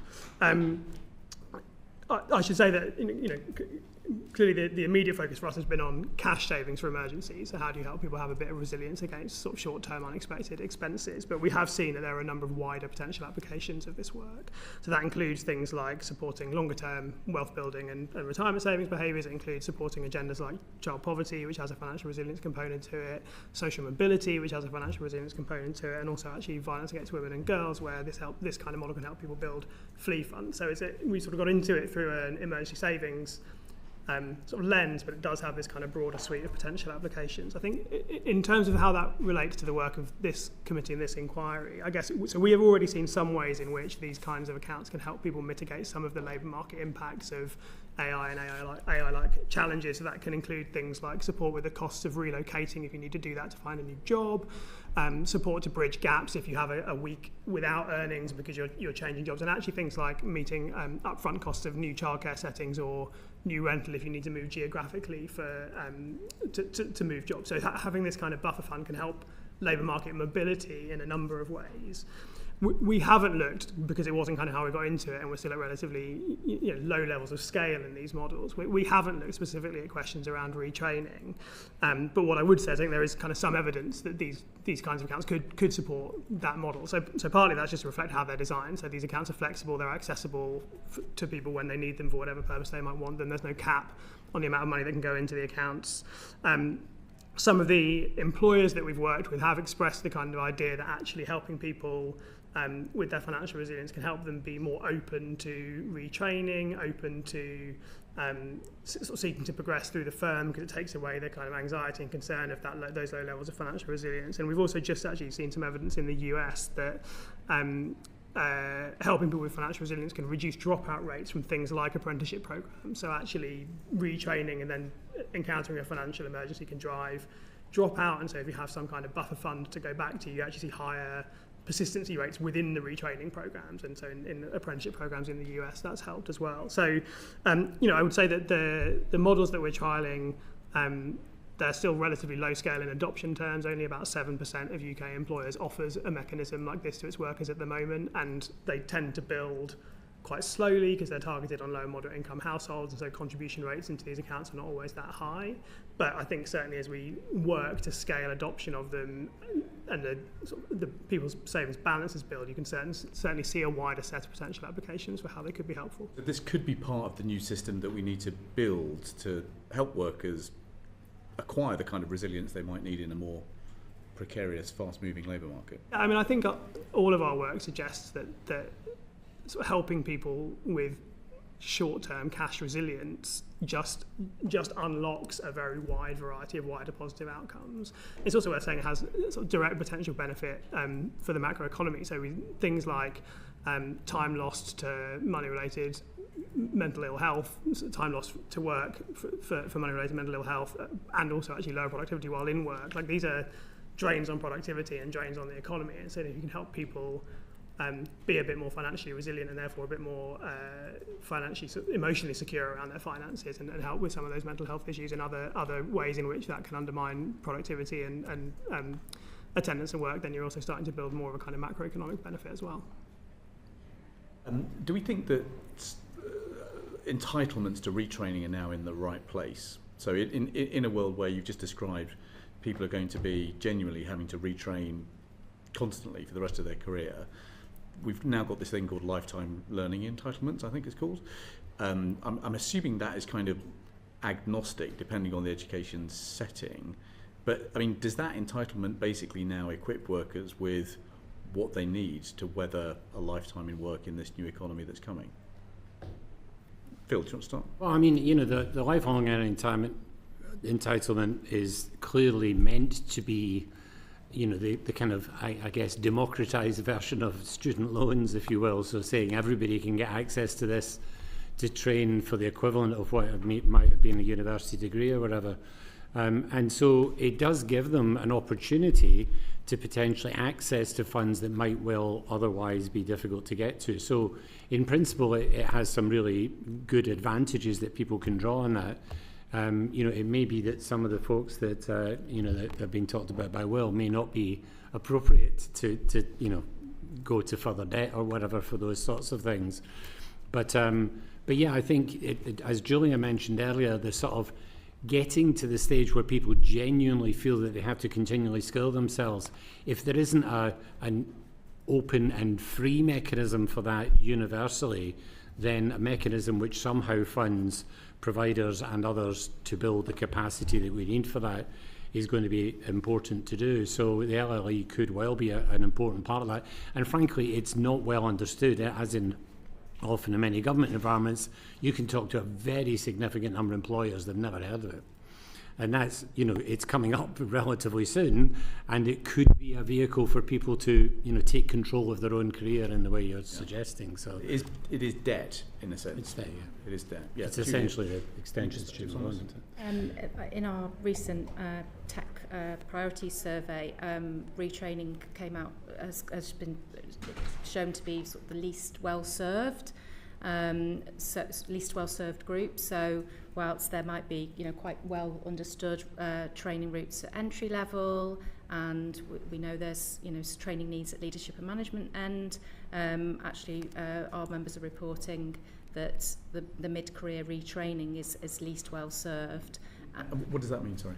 So it's not available to them. And you just can't get the some of the barriers, retraining they need. Yeah, and some of the barriers reported by individuals are financial barriers. So it suggests to me that Phil's point around, you know, lack of awareness around this entitlement could, you know, maybe we could improve it by improving the communications and raising organisations' awareness to what their employees are entitled to. The polling I've seen shows that well over half the British public think that someone else should pay for their retraining rather than themselves, which may mean that people are less inclined to take up more debt to fund their retraining. I mean, do you think that there is a big enough free skills or retraining entitlement that workers have today?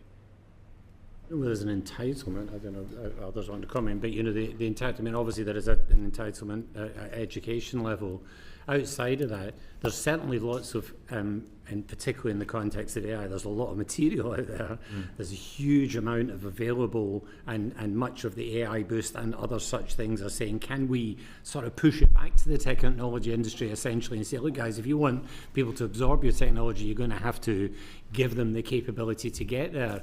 And I know when I used to run Cisco and we created the Cisco Network Academy, it was on that enlightened self-interest model of, the more people who understand networking, the more people are able to absorb networking, etc. That's true of many of these programs, and I think it has to be more like that. Employers, this is not a problem that government can just fix, or even employers can just fix. There's a cooperation that's needed here. Did you want to come back in? Yeah, I mean, available training is one thing, and available without context is a thing. We've got a plethora of AI training, but it perhaps isn't singing to the people who it's trying to reach.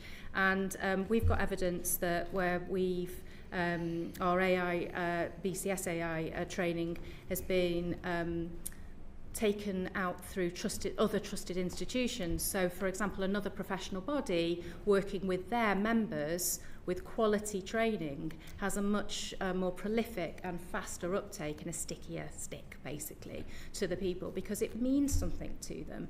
So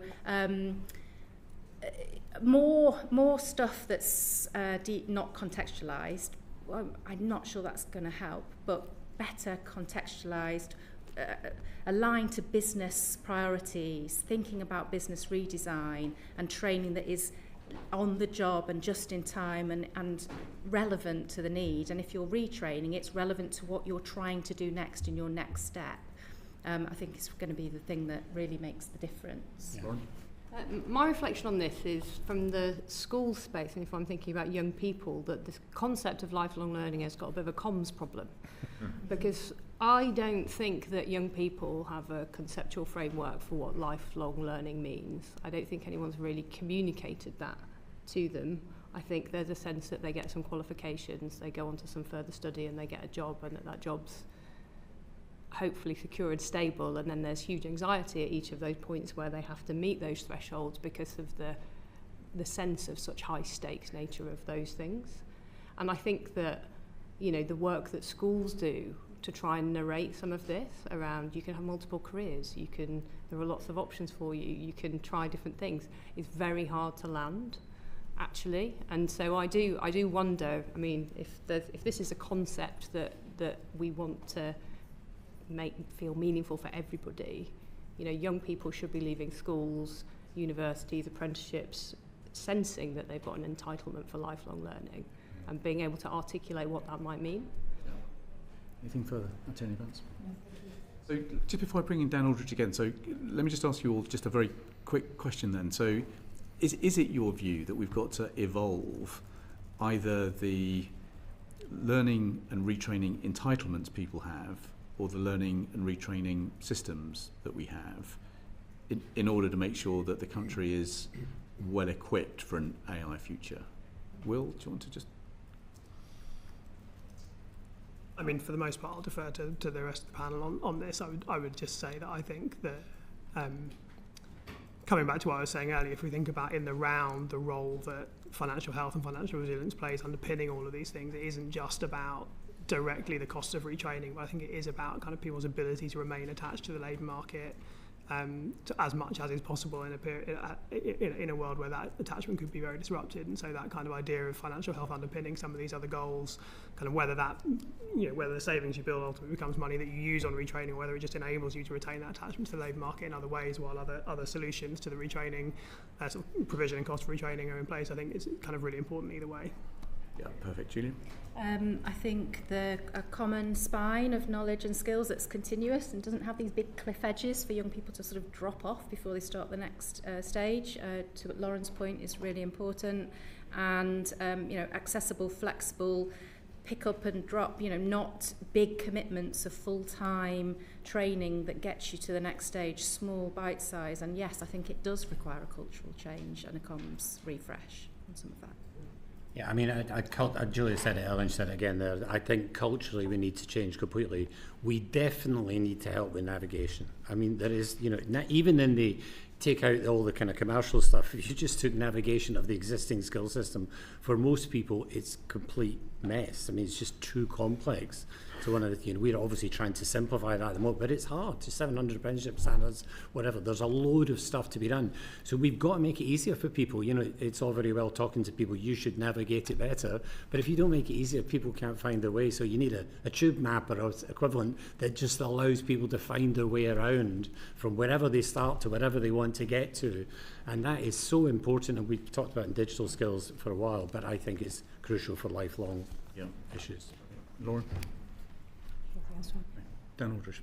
I think we've covered most of this, but I think there's something about small, medium enterprises and adoption rates. So when we were in Canada with the business with this committee taking evidence, Canadian SME uptake was actually worse than ours. So we're doing some good. It's far from good enough. And in places like Weston-super-Mare, I think if we looked at it, it would be lower than that national average. I think especially coastal communities are really crying out for some guidance and support. So it would be useful to get any of your perspectives on how we support those, because they're over half of our economy, half of our population work in them. So any thoughts? Anybody want to go first? Julia, you look eager. Go for it. So I think, firstly, don't overestimate the baseline.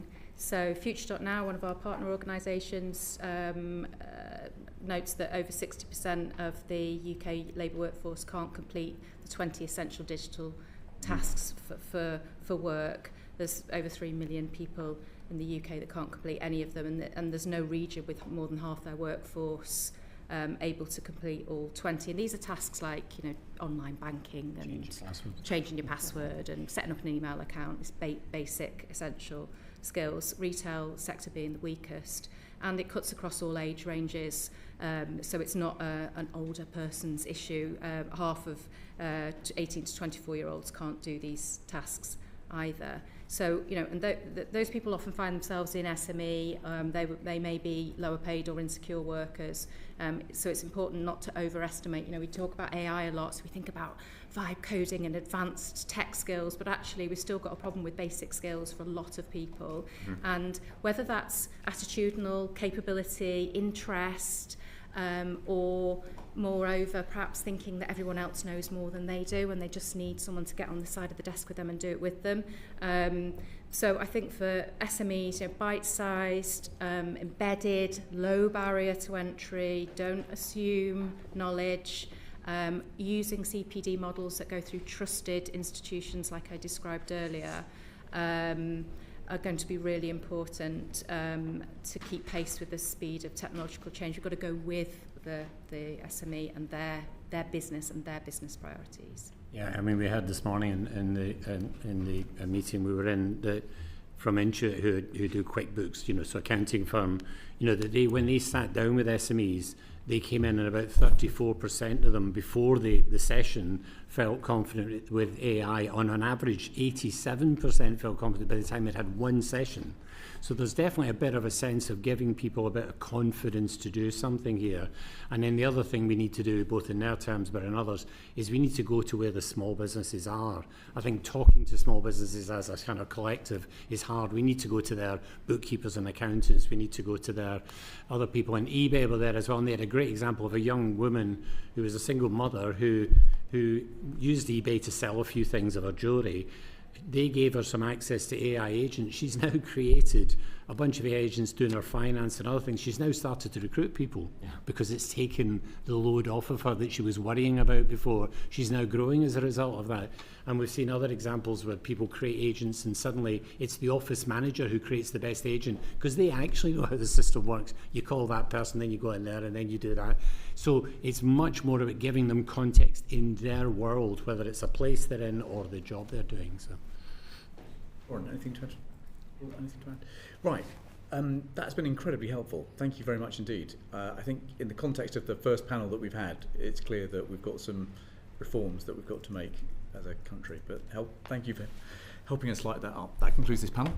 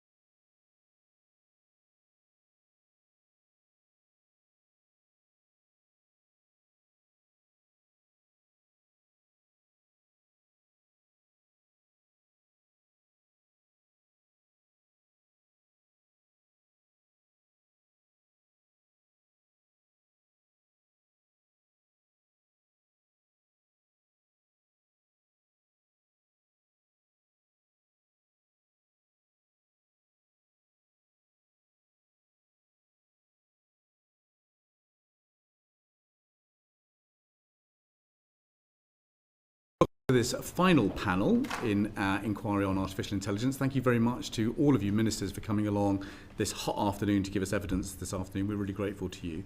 Kanishka, if I could start with you.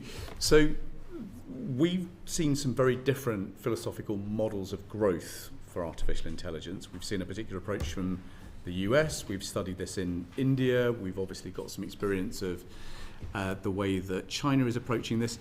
I mean, just how would you kind of characterise the UK's theory of growth when it comes to AI? Thank you, Chair. Can I first seek your permission to mirror you and take my jacket off? Of course. I'm afraid, Mr. Speaker, will insist that you keep your tie on. Jackets I will very happily can be do so, dispensed. but I appreciate the generous start. I think at a very high level, I think there are 2 or 3 central choices that countries can make when they think about a vision of growth and its relation to artificial intelligence. One is the question of the extent to which you want to focus on being at the frontier of invention rather than the sort of long tail of adoption. And then the second choice, which is really critical, is again the extent to which the focus of adoption is primarily focused entirely on particular parts of industry without kind of as much of a focus on its spread, so the absolute scale of adoption rather than the spread and qualitative nature of it. And if I take those 2 dimensions, the broad read I have is that the United States, for example, is extremely focused on the first question, on the frontier, and a bit less on adoption. Countries like India, from my anecdotal experience, have been very focused on the development of small application-focused models that can be put in the hands of millions and billions of people. And so much more focus on the sort of long tail of diffusion rather than the frontier of invention. And where the UK sits in my mind on that question is effectively taking a very targeted approach to saying there are some very selective areas of frontier invention that are really critical to both productivity and national security, and we don't want to just give up on that. And so we're focused in those areas, and we can talk about what those are in a second. And at the same time, the bulk of our focus has been on driving adoption and diffusion. On the second question, which is when you think about diffusion, how do you think about the scale and scope of it? Effectively, in Britain, we have taken an approach where, of course, we want to move the needle in aggregate on productivity, but we want to do so by taking the country with us together, because my belief and the government's belief is that you only build a durable consensus behind technology in this wave, unlike the last, if the upside of that is spread across places and people as well. And that really underpins a huge amount of the approach we've taken both to infrastructure and wider AI adoption. Sounds like, therefore, that the model is a bit of both. Yeah, but you know, it's really important for me to point out that that is not a hedge, because it's very targeted in both approaches. And so, you know, to take the frontier, if you said you're doing both the frontier and adoption, people might say you're doing neither if you have no priorities. But on the frontier, our priorities are very, very surgical and targeted. So, for example, what we're not trying to do is spend a huge amount of public money developing a frontier large language model. We think there are lots of non-language forms of intelligence, computer vision, world models, mathematical discovery, drug discovery, materials discovery. We think Britain has remarkable unparalleled strengths in those, so we're being very targeted at those areas of the frontier when it comes to invention. And similarly on adoption, we're taking a very cluster, industry-supported, industry-focused approach, very much mirroring the IS8 sectors and the industrial strategy. One of the consequences of that is that where we're not at the inventive frontier, we may be relying on others. Now, the FT reported on the 2nd of July that the new Prime Minister's team was acutely concerned about a US-centric model characterised by, quotes, unfettered tech boosterism. Now, I don't want you to second-guess the new Prime Minister's team, but I'd be interested in your views about how you think the model of AI for this economy ought to perhaps change over the course of this Parliament.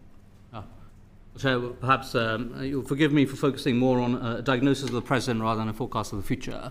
On the present, the 2 big qualitative aspects that I and I think the Secretary of State have tried to bring to this role are a shift in gear in focusing on small tech rather than big tech, and second, a laser-sharp focus on British sovereignty.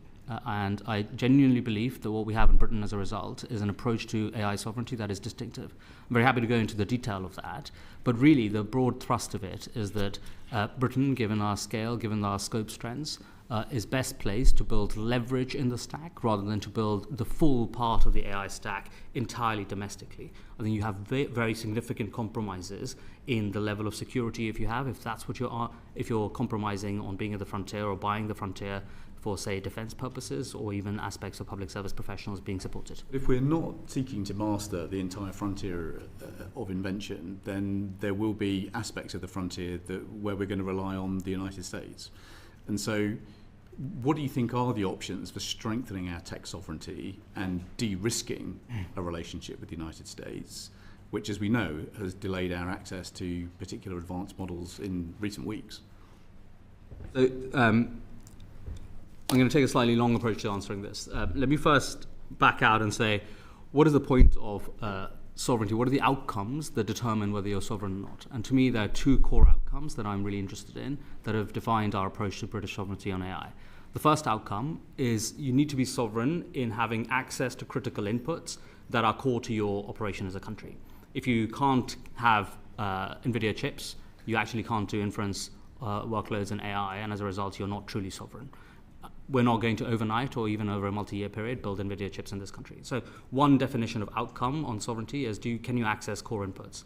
A second definition, complementary to it, is can you shape this in the light of your values as well? And I start with those outcomes because it then defines how you get there as a country of the scale and the strengths that Britain has. To me, there are three parts that determine whether you can achieve those outcomes, and I call it sort of broadly a ladder of strategic leverage that we have to build. The first part is for core inputs that you can't develop in this country, you just got to get enough of them today. So NVIDIA chips I mentioned, one of the first things I did in this job was to go and negotiate for 100,000 GPUs, the largest deployment of GPUs in Europe, to be in the UK. Because whatever else you want to build here, you want to build national security deployments core built in Britain, you can only do that on those chips. And so to be able to secure enough is the first step of the ladder. Without it, you can't kind of go anywhere else.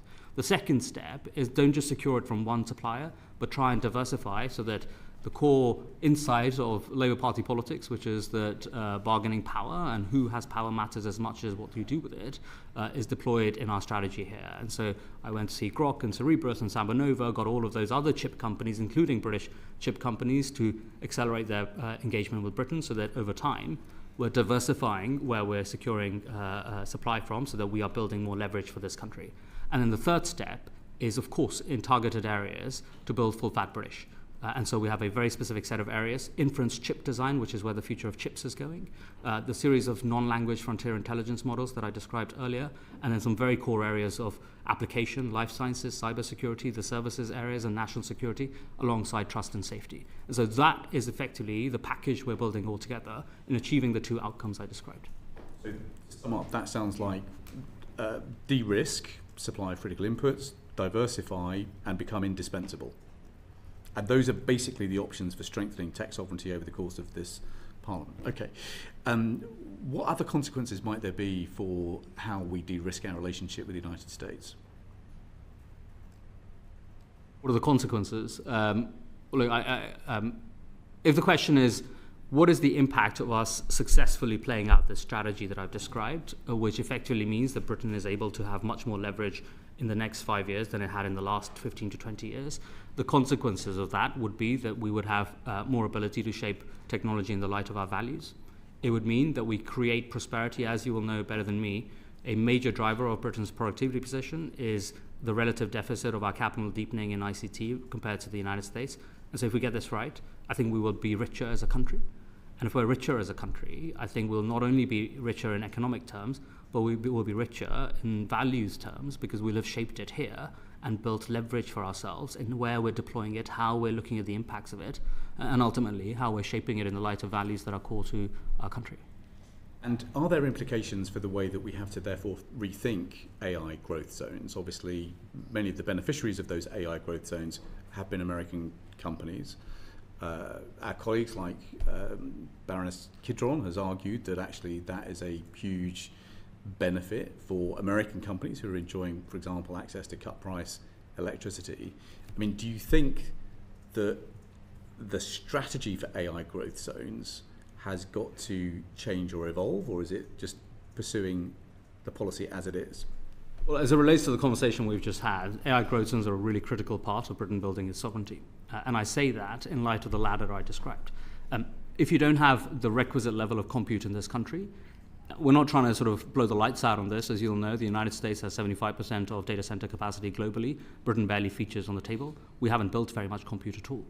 But if you don't build the compute in this country, you can't build homegrown companies that are in the NHS. You can't build homegrown companies at the heart of national security. You can't build homegrown countries driving industrial and operational technology productivity that I know you've heard from companies on as well. And so to me, it is the foundational layer, which is the first ladder. In some cases, you have to get inputs from somewhere. The reason most of the value in compute data centers goes to the United States, and actually ultimately in large part to Taiwan and Korea too, is because those chips that are the heart of it economically, 70-75% of the value accrues to chips in data centers, are accruing to companies elsewhere. And so, of course, in the short term, we have to do that because that is the foundation on which you build sovereignty in other parts of the stack. But alongside that, as you'll know, we launched this hardware plan because what I don't want to happen is in 3 to 5 years' time, we're still sitting here and we're still building data centers just with foreign chips. I think the puck is going towards more and more inference rather than training. And there, Britain can make those chips. In fact, I think it's our best bet at reindustrializing, using the power of private investment to be able to build chips in South Wales, which has strengths, in Edinburgh and Scotland, which has strengths, and ultimately in parts of the north and Yorkshire, which has strengths in chips as well. So you defend the current policy on AI growth zones as pretty integral to that wider vision that you... I think it's foundational. Without the compute layer and then this plan which allows you to build chips and reindustrialize this country, I don't see how Britain builds sovereignty. Okay. Well, much of the finance for this has obviously been provided by government centrally, and the FT reported a couple of days ago, off the record, officials in your department saying everyone is mostly terrified of Burnham's plan to devolve powers. So, I mean, do you think that there is a conflict between a broad shift towards devolving economic powers and resources and the pursuit of the plan that you've just sketched out? One of the reasons, Chair, that I try not to comment on anonymous briefings is that because I find them mostly inaccurate. And I find them inaccurate on 2 counts here. One, it is not the case, if the AI Growth Zone program is the focus of this particular question, that most of that has been driven by public financing. In fact, almost none of it has been public financing. It has effectively been the public sector supporting, through proper supply-side support, i.e. permitting and planning acceleration and rationalization, very significant amounts, in this case 28 billion plus of private investment alone. And so there's been very little public investment that has driven that program. The second thing to say is that this doesn't run counter to a spirit of devolution. In fact, it only affirms it. The nature of these programs was that these were plans, bids, developed by local mayors alongside local authorities, alongside the local university, alongside local public services, and yes, alongside in some cases both local private companies. In Scotland, for example, DataVita, a brilliant Scottish provider, alongside international capability that other firms brought as well. And to me, that approach, a very cluster-specific approach in the northeast, driven by the strength of financial services in that area, anchored by SAGE, working with the mayors and local authorities. In Scotland, driven really very much by the semiconductor industry, anchoring the rationality for why data centers are needed. In South Wales, again, the compound semiconductor cluster and work driven by the Cardiff Capital region primarily. In North Wales, the aspiration of clean energy and small modular reactors being at the heart of why data centers are being built there. In Culham, the home of our Nuclear Fusion Research Agency, a public sector organization. At the heart of this is a very cluster-specific, devolved approach that has been the driving force behind the AI growth zones. Very helpful. Thank you for clearing that up. Dan Aldrich. Thank you, Chair. We have seen in recent months some significant geopolitical interventions at the highest level. So we have seen the Pope's recent encyclical. We've seen Yoshua Bengio leading the UN's work. The Pope's encyclical set out a clear analysis and framework for AI, which I think really focused on kind of the asked for leadership, vision and political action for the common good. I'm really asking, what is the UK government's equivalent of this big picture vision for AI? What does this government think AI will deliver? Paul Kanishka. So this is the central question, right? I read the Pope say that technology ought to remain human. And my sort of personal motto is to consistently, in the realm of technology, focus on machines that serve us rather than the other way around. And if that's your primary lens to think about this question, there are lots of ways in which we have to be very clear in our choices to support that vision. One choice is who makes this technology. And one of the reasons that I've been really passionate with the Secretary of State in making sure that in this wave, unlike the last, the opportunity of fundamentally making this technology is in the hands of millions and millions of people in this country. Women, people right across this country, people from ethnic minority backgrounds, kids growing up in places where their prior generations might not have had opportunity, is because of that. And so what are we doing? We are spreading opportunity, as you'll have seen, not least through the major charter that we've now signed a series of largest academic organizations. Women will have appropriate rights in the workplace when they're doing research jobs. That's a huge landmark advance for opportunity for women.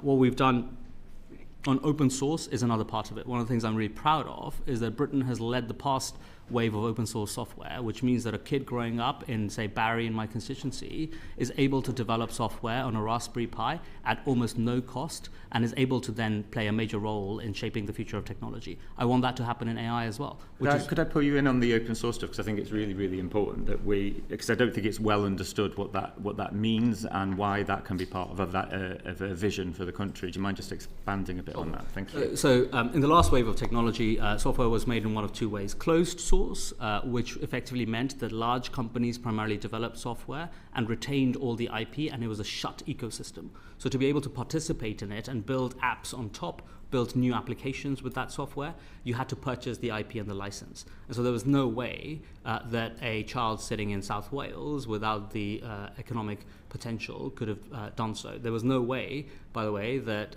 someone sitting in, say, rural India or rural Africa could have done so. What happened alongside it was there was an open source movement. The web, for example, was open source. And what these did was these were protocols which said we are not focused on shutting the IP, we're focused on building an ecosystem, letting 1,000 flowers bloom, people making on top of this without having to pay for the license. And that was phenomenal because what it did, and Britain was actually the leading frontier of this in terms of just the sheer scale of open source talent, was that a child could now, for a few pounds, effectively build on a small Raspberry Pi aspects of software and learn what that looks like so that they could then build applications that were remarkably useful. And this meant a huge spread and diffusion of technology in the last wave. If we can capture some of that opportunity in this wave, I think we will have done a service not just to adoption, but to openness of adoption by people who otherwise wouldn't be part of it. Thank you, Minister Cooper. Thank you, Joe. Just kind of following on from that, I mean, that's the very high level, the broad sweep kind of thing, but I wonder, Blair, if I could come to you and try and drill down a little bit into what it would actually mean for the economy. Where do you think the government sees the opportunities for growth? What sectors are going to benefit from this? And what was the kind of overall prize, if you like, from driving AI across industry as a whole and business as a whole? And Britain's got a productivity problem, it's not uncommon in the West. Is AI the answer to this? It can be a answer, one of the answers certainly to the productivity challenge that we have. I mean, I look at this, I obviously have the industrial strategy brief within my portfolio, but also small and medium enterprises as a particular brief as well. Kanishka's sort of spoken about the sort of wider industrial strategy element of this and making sure that the benefits of AI are spread around the country where AI is an industry in itself. I think on top of that, we also have a job to do with adoption of AI across the economy as a tool for addressing the productivity problem that you have. The third element, and this is where I particularly focus on SMEs as well, is that we also need to make sure that there's a sort of equitable adoption of AI. I mean, you were describing previous waves of technology.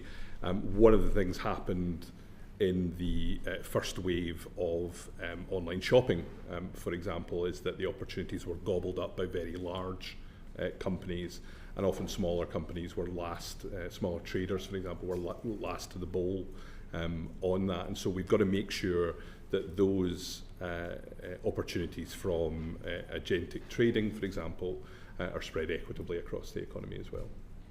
Because one of the things that we've heard today is that government should be bold, that when it comes to policy in this area we need to be bold and not tinker around the edges.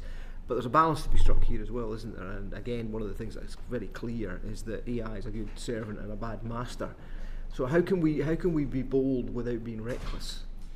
I think it's not just a case of being bold without being reckless, where you start to get into questions of the almost like ethical issues almost that Mr. Aldridge was raising, and the regulatory side of things that DCIT oversee. I think we also have to recognise that there is increasingly widespread adoption of AI at the moment. We can be very bold with our policies around encouraging the adoption of AI, but actually the evidence, I think, suggests at the moment that often that's quite widespread but quite shallow at the moment, because people are experimenting with it. They are trying to upskill to learn how to use it as effectively as possible. And frankly, there's also a trust issue where people are not sure exactly how far they want to go with it. We went on tour and we were in Newcastle University. I was very struck by a thing that they said, and they were approached by a household name company who said to them, give us AI. And the university said, what do you mean? And they had no clue what they meant. They didn't know what they wanted. They heard about AI, they just need AI, give us AI. How can government help business identify the question that they're asking and then get AI to give them the answer? Because it seems to be the other way around at the moment. The digital cart is in front of the horse at the moment. I completely agree. It's an incredibly confusing landscape at the moment. And it's confusing at any one moment, but it's also not a static landscape, because if you can get to grips with it this week, there'll be a new model in a couple of months' time that will blow what you understood out the water very quickly. Skills England may have mentioned that earlier today we had the latest of our tech adoption roundtables in number 10, where we're trying to bring together the big companies who service and offer AI services to business, with the aim of trying to better curate what is available out there so that people can understand the opportunities that are available to them. They can understand not just the funding landscape and the support landscape and the skills landscape from government, but actually the huge amount of offer that is out there from tech companies to support them on this journey, because we will try and stay on top of this, but actually we need to enlist the tech companies who are living and breathing this every day to help business on that journey. Thanks. I'm just coming to you very quickly, Kate. I mean, if we pull off this trick of maximising productivity through AI, how can we ensure that feeds through into rising wages and helping with the cost of living crisis? And that is the opportunity, I think, in front of us, in terms of the world of work continues to change as technology continues to change and people's experience of that in the workplace, so that we can, if used well, for businesses and their employees alike, that it absolutely leads to that better productivity, the growth in wages, growing across our economy, work productivity and flexibility at work. There's a real positive opportunity for us to grasp if done well and if deployed well. And that's absolutely what's at the forefront of my mind is, when we're approaching this topic, how we can make sure it does absolutely enhance workers, and growing wages is obviously a real key priority for us as a government as we grow our economy, improve living standards all across the country.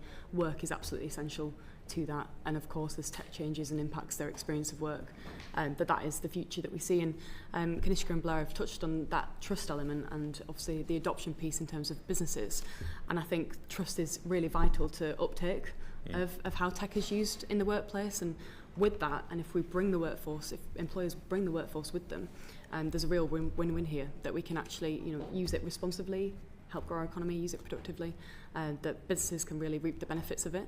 For example, using AI tools to provide a better service and increase that productivity for that business alone. But that absolutely, the question of who is benefiting from that is right at the forefront, and a key question for us in DBT and in my work regarding the wider employment rights picture and space, that successful adoption has to have bring workers with us, and absolutely they have to benefit too. Thanks. Let me just check something. So Kanishka talked about a diffusion aspiration. You've got one of the IS8 sectors, which is digital and technology. Yeah. You've then got the other 7 sectors, and then you've then got swathes of the economy bedeviled by this long tail of very poor productivity growth. Yeah. I mean, do you have a view about where government is particularly trying to encourage AI to either create an industrial strategy sector that is, booming and therefore, generating jobs and growth? Yep. Is it about really making sure that the IS8 stays at the cutting edge, or is it about fixing this productivity question? And you might tell me that it's all three of those things, but that is a hell of an ask, and we've got to make some choices. It is. I think you'll start to see more of an answer to that question as we publish the jobs plans that we're unpacking out of the industrial strategy. So we. Those plans are looking at workforce needs generally within the economy, but they're also looking at the impact of AI within those sectors. So you'll have a sense of, from the point of view of where Kate sits, from the workers' perspective, an answer to some of those questions there. You also saw the beginnings of answers to some of those questions from the reports that were published by the AI champions within the industrial strategy sectors.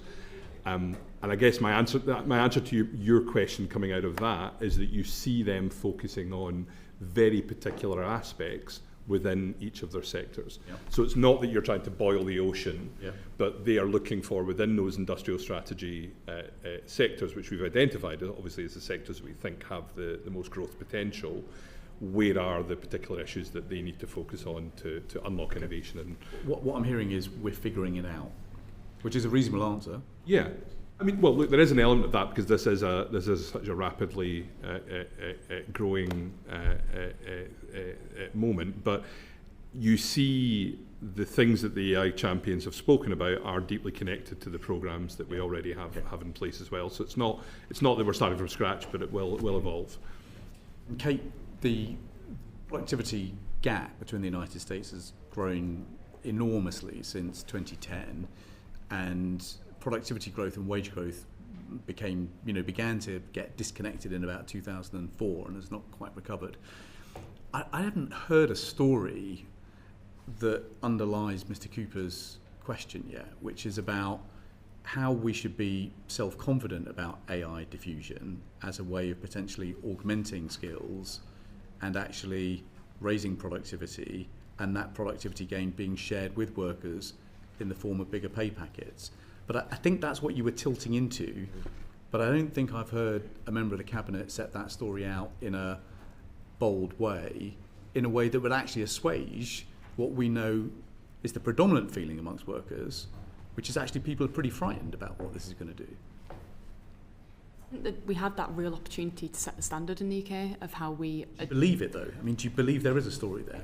I think we are absolutely creating one, and I'll talk a bit about some of the stuff that we're doing in my brief, particularly on that worker voice and experience, to shape into that, to feed into that story of how government responds and ensures that we are not only keeping pace with changes in technology, but that we look at rights and they're keeping pace with the change in technology in the workplace as well, and how they're used and how they're adopted responsibly by employers. And obviously worker voice is a really, really key element of this. So whether it's looking at creating the more rewarding jobs, technology is absolutely a key part of that, to helping people through... Missed that bit, creating more rewarding jobs, or better paid, good yeah. quality work, which is all part of our wider Make Work Pay agenda and feeds absolutely into this question, to supporting people going through jobs transitions and supporting young people into work. Technology for me is absolutely part of that picture of how we look at the labour market in the 21st century, and how work continues and will always continue to change, and how we keep pace in terms of the rights that's in my brief. So I suppose on the how we're looking at this and exploring it, and Kanishka will touch on lots of work in DSIT around the Economics Institute and that cross-government working that's taking place, and DPT are absolutely feeding into that in terms of the AI and future of work unit, to make sure that across this whole space we are prioritising that secure, good quality work throughout. But we're also, in terms of the worker voice piece, absolutely central to all of this is ensuring that our digital transition and adoption is working with employers, with trade unions and workers, so particularly on the workplace monitoring side of things, which is one experience of AI and how it's used in the workplace, how we continue that dialogue with businesses and workers. So we've launched a a conversation, a consultation about that to build that evidence base of how it is being used, that we can ensure that running thread that I've talked to already, that workers are absolutely benefiting from these gains, that we do have that smooth transition, that we can accelerate adoption, but use that best practice throughout. So this consultation that we've launched will be really key to building that evidence base and understanding what is actually happening in workplaces that today. That consultation is coming. Okay. Yeah, it's launched. It's launched. Yeah. Then Blair, you're in this kind of fantastic position that you've got a new Prime Minister coming in, and so as a talented, ambitious new minister, you will be writing advice to the incoming regime about things that have gone well and things that need to be improved in the future. So, you know, what are your reflections about how we need to improve the incentives to diffuse AI through the economy in a way that helps fix this productivity problem that's bedeviled us for so long? So I think sometimes the conversation on this focuses on cost and sometimes it focuses on support. And I think having those two separate conversations slightly misses the point that the experience of, for example, the within Made Smarter, when we had the particular tech element of that, was that people weren't taking advantage of the cost incentives to that because the support wasn't there to do it at the same time. So I think it has to be, and it's what we were discussing at the Tech Adoption Roundtable earlier on, is making sure that the pathways to getting the right sort of support, which is relevant to your business needs, is there, and that when you get that support, it's connected to not just applications which are affordable, but which don't raise the fear that you are tied into something that you can't get out of. So there's a question there of interoperability as well, and people's ability to move around, because I think that's one of the, people feel this is a big leap, and if they feel it's an irreversible leap, they won't take it. So the companies themselves need to work together on that interoperability. And those pathways are perhaps still to come. What's that, sorry? Those pathways are still to come. Well, we are working to, this was the third of the tech adoption roundtables that we've had, and as I say, we're working to try and curate that offer by the end of the summer. Perfect. Okay, thank you. Mr. Maynard. Sure. Kanishka, we're all in agreement these AI models are extraordinarily powerful and developing extraordinarily quickly and offer enormous force for good in many respects. I want to explore the kind of the downside as well. So there's the AI Security Institute, which is responsible for our safety. At the moment, it has no statutory authority to force large tech companies to give their models to the Security Institute before they're released into the public domain, and therefore the Security Institute is not testing any of these models, and we are entirely reliant on the good graces of the Americans to get it right. My question is, do you think that's a satisfactory state of affairs, and if not, what do you propose we do about it? Right. So let me just describe the current situation. And the question of should legislative specification be a mechanism of improving the situation is, to me, secondary to what is the outcome we want. And legislation might be a part to it, but to me the central question is, the outcome we want is for Britain to be pretty much the best place in the world for an assurance of the quality of models and their risks before deployment, such that we can mitigate the downsides. That's the outcome that we want to obtain. Two facts are, I think, incredibly salient to how we achieve that outcome. Fact one is that, to my knowledge, there is no country in the world which is able to, certainly outside the United States, which currently has access to models pre-deployment as a result of statutory specification. Fact one. Fact two is that the UK is the only country in the world, outside of the United States, which yet has access to the models to be able to evaluate them pre-deployment, the closed proprietary frontier models across Google DeepMind, Anthropic, and OpenAI, to be able to understand the risks. Is that all of the models or some of the models? I think, to my knowledge, we've evaluated pretty much, I don't know when the first model generation was, but subsequent recent models, we have effectively evaluated all the core frontier models across the companies that I mentioned.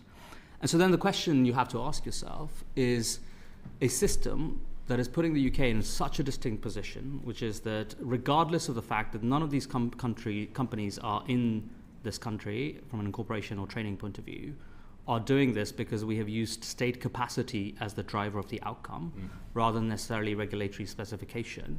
It's delivering the outcome we're interested in, is delivering it uniquely of any country in the world. And so what is the rationale for switching from that mechanism to an alternative mechanism?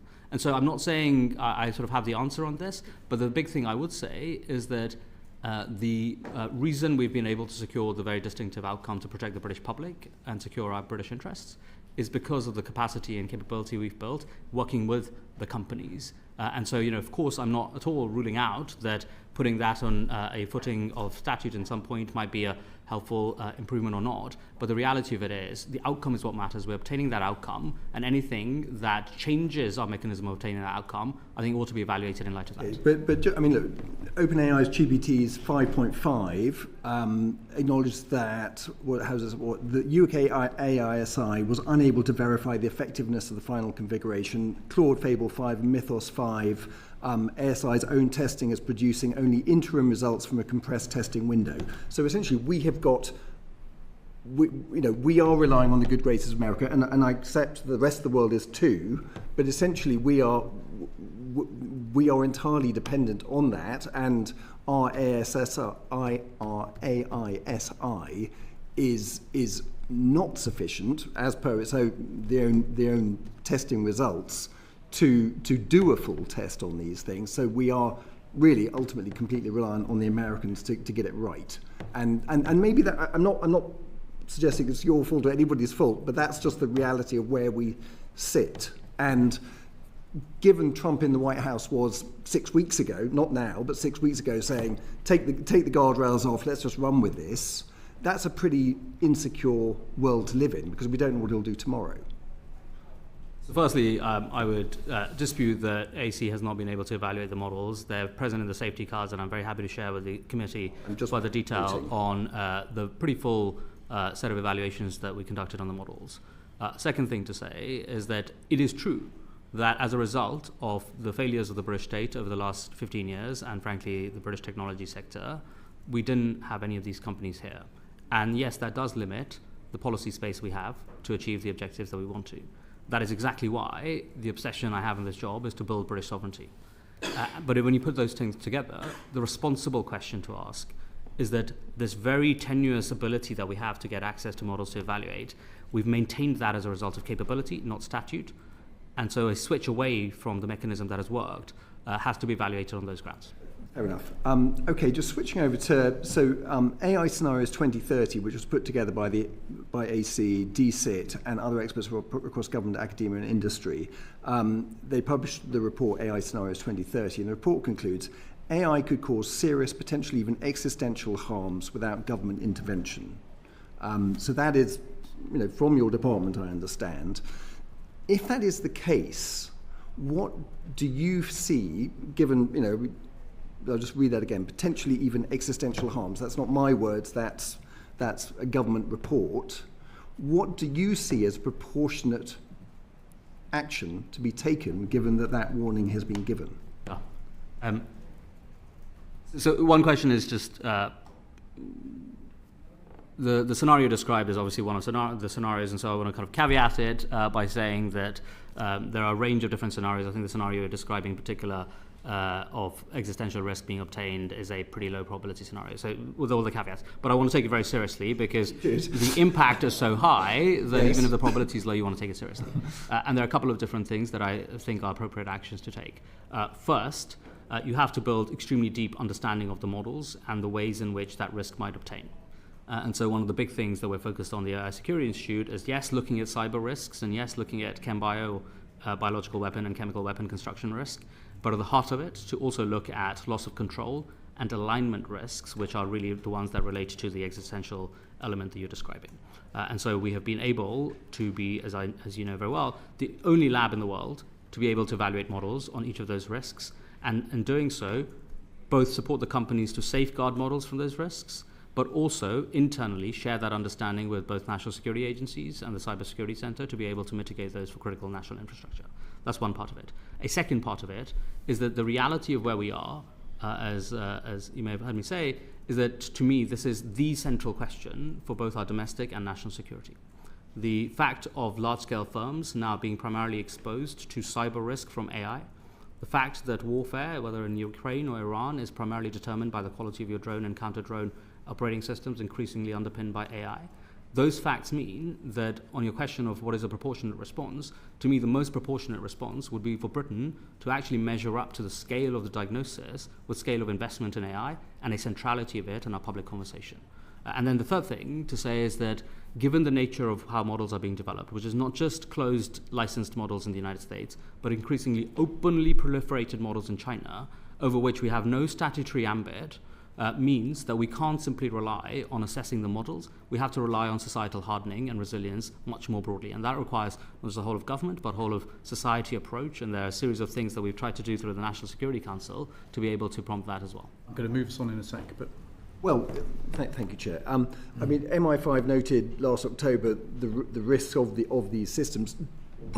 What comfort can you give us and the country that this government is on top of that? Because this is existential in your own department's words, and given the fact that we're not checking, we've got second looks at these models, that doesn't give a lot of people much comfort. Okay, so I might provide some comfort, but I also don't want to provide complacency here. The comfort I would provide is, with respect, we got a first look at the models well before deployment, and so this country is the only country in the world which has a lab which is publicly located. We can't stop those models going out, can we? We can't stop those models, but we also can't stop models that are extremely capable coming out of China, which are now increasingly proliferated. And so the idea that stopping is the tractable path here, I think, is pretty challenging. But this country is the only country in the world which is able to build a deep understanding, the deepest understanding of these models and their risks in the public sector, with accountability democratically, to be then able to protect our core infrastructure against those risks. That is the comfort that we can provide. The second thing to say, though, is that comfort is no grounds for complacence. And as I mentioned, these risks are extremely severe. I consider them to be the single most important set of risks for our country. And at the same time, these risks are increasingly risks that we can't simply control and box up. These are risks that we have to prepare for resilience and hardness against, rather than total containment against. And so we have to now be in a very different conversation publicly about understanding, mitigating, and adapting, rather than simply containing. Okay. Matters. Thank you, Chair. So this is for you, Mr. McDougall. We had your boss, the Secretary of State, in yesterday, giving us some quite vivid examples of his frustrations with getting investment through the door and some of the barriers, particularly in the areas of AI and automation. We're trying to understand as a committee whether there need to be changes to the regulatory regime to actually increase investment. Is this an issue you're coming up against? Consistently across the economy, we've got challenges in getting investment in. I think the place where it is most pronounced in the UK is the scale-up gap and the ability to get that financing in there. I have to say, in the space of AI, we were just discussing before we came in, there's some pretty encouraging figures about the amount of capital coming in to the UK compared to everyone else in Europe combined. Standing behind those. Perhaps I think you're taking us into the investment world where we really wanted to know more about the regulatory. Regulation, because one of the things the Secretary of State talked about was someone further down the chain really not sort of having the expertise and knowledge to deal with the sort of new world of AI and automation. Whether you feel that that's something that needs a new regulatory approach. Well, it does, and you'll be aware of the regulation for growth bill that we're bringing forward. The sandboxing element of that legislation, we would fully expect to be the uses that regulators will apply for that will feature AI pretty heavily in that. I was talking earlier on to some people involved in cancer research, for example, about how the sandboxing would be potentially able to better enable use of AI for clinical trials and to accelerate research in that space. You can think elsewhere about more sort of traditionally industrial uses with autonomous marine and us not having a regulatory framework for that, and the sandbox enabling us to provide the regulatory certainty for that, which then leads to the type of investment you're talking about. So thinking about these sort of 5 scenarios, 2030 scenarios that Charlie's just been mentioning, is there one of those scenarios that the department sort of favours, and is there going to be a different regulatory approach depending on which scenario we're aiming for? My approach with the regulation is about trying to get that investment, and particularly with the scale up side of things. In terms of the regulation of AI, I'll let the DSIP minister talk about that, because it's his part of it. But our focus is about unlocking regulation that encourages innovation and in turn allows investment into industry. Can I just come to Ms. Dearden? You gave, I think, a very positive view of the workers' benefits from AI if it's done in a good way. We had some evidence earlier on from the first panel about some of the challenges with particularly algorithmic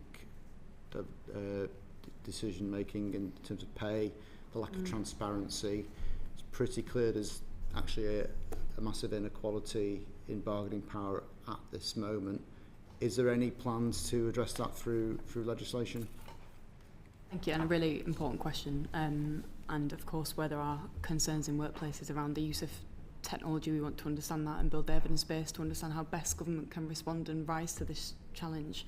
So the consultation I mentioned earlier to the Chair around workplace monitoring technologies that we've launched today is absolutely building that evidence base around how digital tools that are used by employers, whether it's to track, to collect, analyse or make decisions based on information about workers and their activities, how we can really build that evidence base to make sure that we understand, one, what is actually happening on the ground and in workplaces, that we build that evidence on its current usage, understand how current and existing requirements are being applied, and their existing responsibilities of employers under current legislation, and how workers are or may not be kept informed and engaged around those decision making. So we've got a range of options in the consultation that includes regulation to statutory guidance to really understand what's happening and what does government now need to do to respond.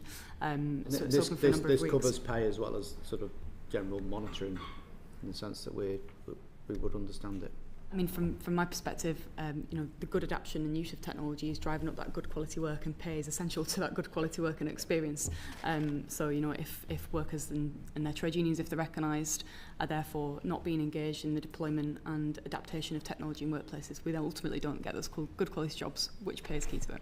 I think you've written to us while we were in session. Thank you very much. Very happy to keep you updated throughout. Received the letter at 5 to 4, which was too late for us to study it before the session, but we look forward to reading it in detail. Dan Aldridge.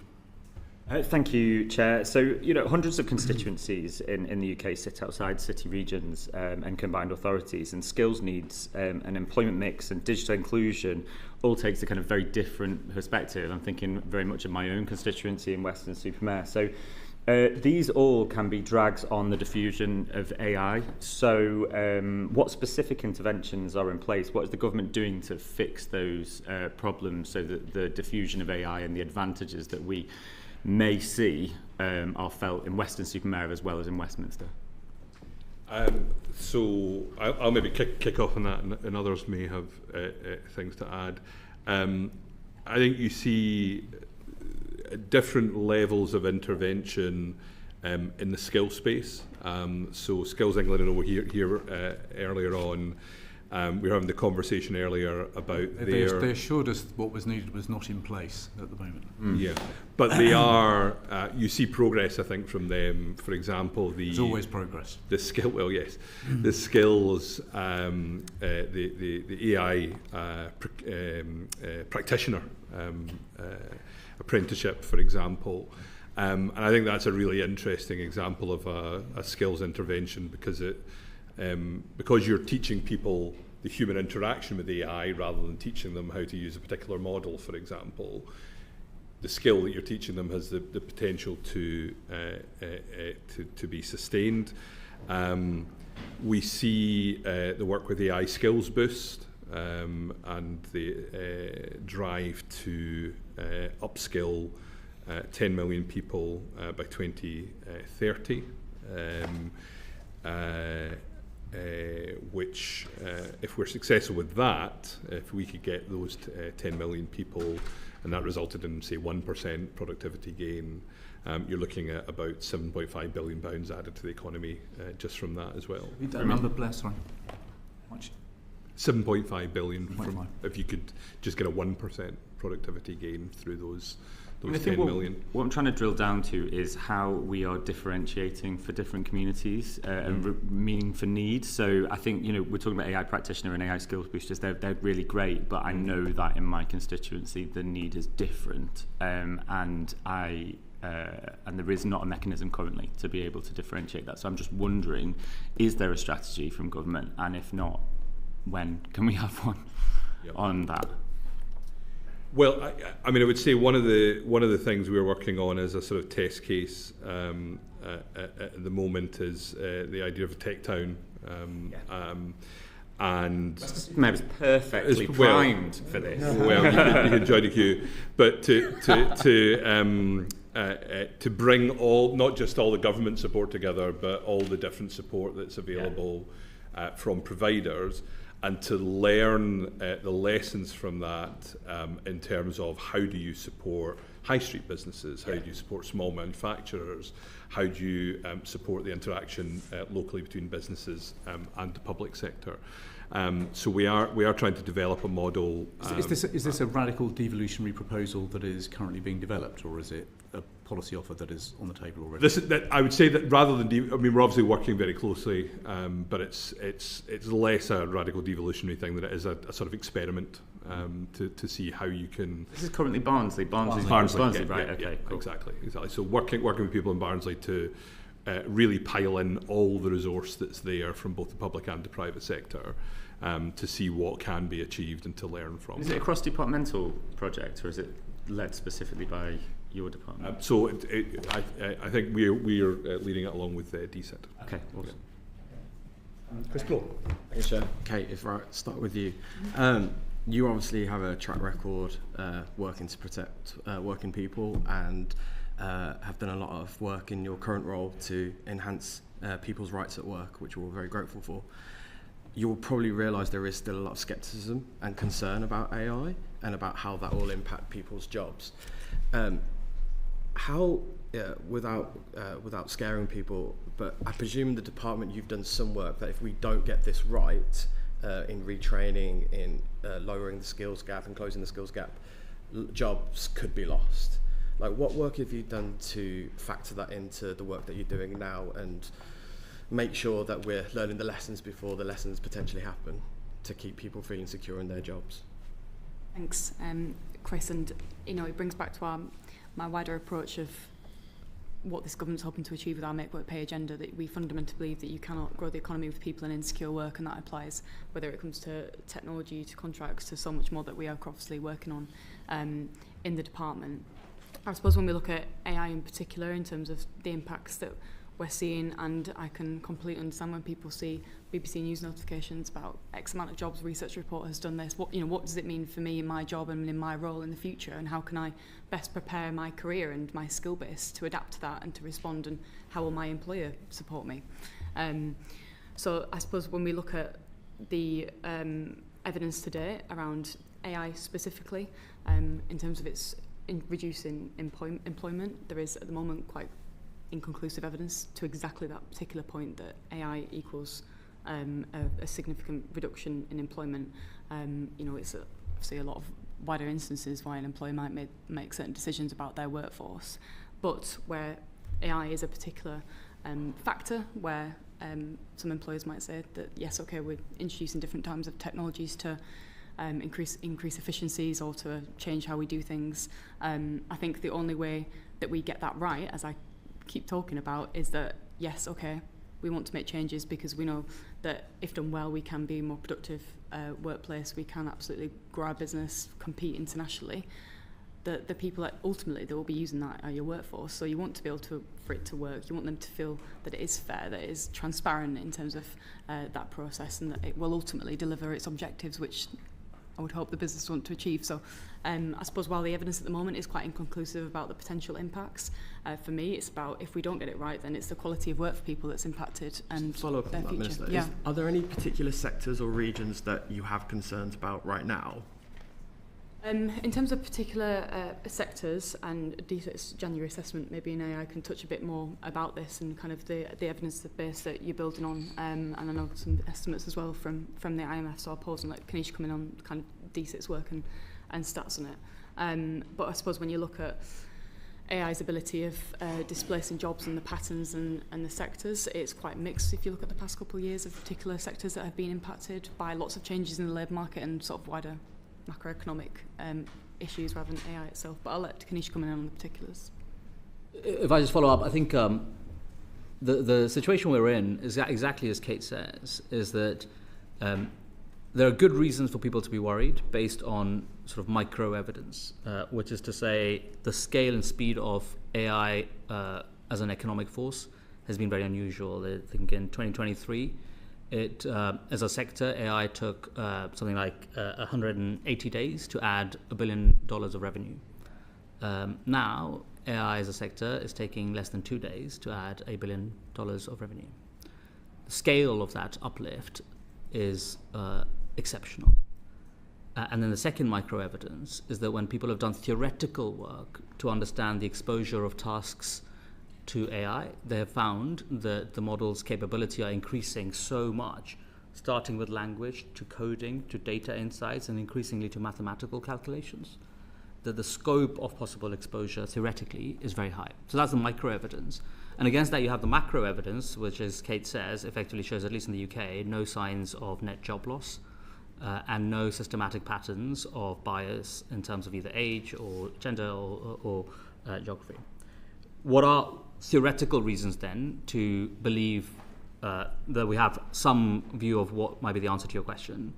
This feels very unlike some past technological advances in that if you just take those task exposure measures, it feels like previous technological revolutions were on a relative basis better for higher paid workers, knowledge intensive workers, and they were better for women. And they were better in places of agglomeration, often in cities. Theoretically, again, it's very important to say empirically we don't have good evidence at all we don't have evidence on these impacts.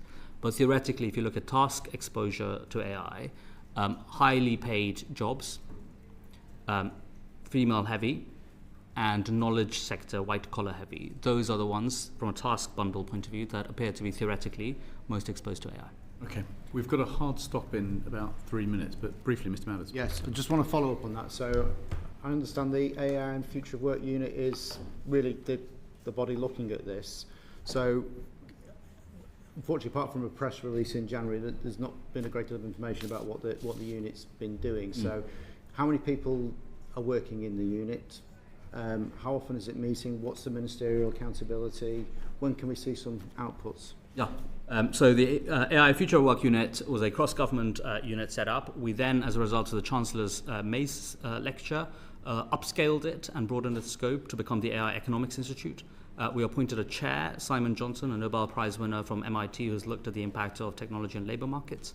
And we made a first significant publication a few weeks ago at London Tech Week, working with private data providers to look at the most real-time understanding of the impact on AI on jobs, which is the foundation of my prior answer to Chris on the empirical position. We are recruiting right now, and so we're continuing to scale that organisation up. I'm very happy to write to the committee with the latest headcount, but certainly there are staff in DSIT in the Treasury working on it. You've got a minute each to sum up your advice to the next Prime Minister about how we harness AI for good. Blair McDougall? I say, and this would be my advice to the Prime Minister, but also the thing I don't think should be lost from this conversation, particularly conversation about productivity. Part of the reason we have a productivity problem in this country is that we have poor dynamism. within the market. AI is a huge opportunity for that, for smaller companies to challenge complacent larger companies. Earlier on, eBay told me a story about a woman who was trading, built around her one-man band company, agents. You heard the story from the chair of Skills England. You heard it from Skills England. He was in the same meeting as me. I think that is the opportunity we need to build at scale across the economy. What is therefore the one big policy recommendation you'd make? I think to put our shoulder behind tech adoption across the economy, because traditionally we're very poor at that in the UK. Yeah, right. Dayden?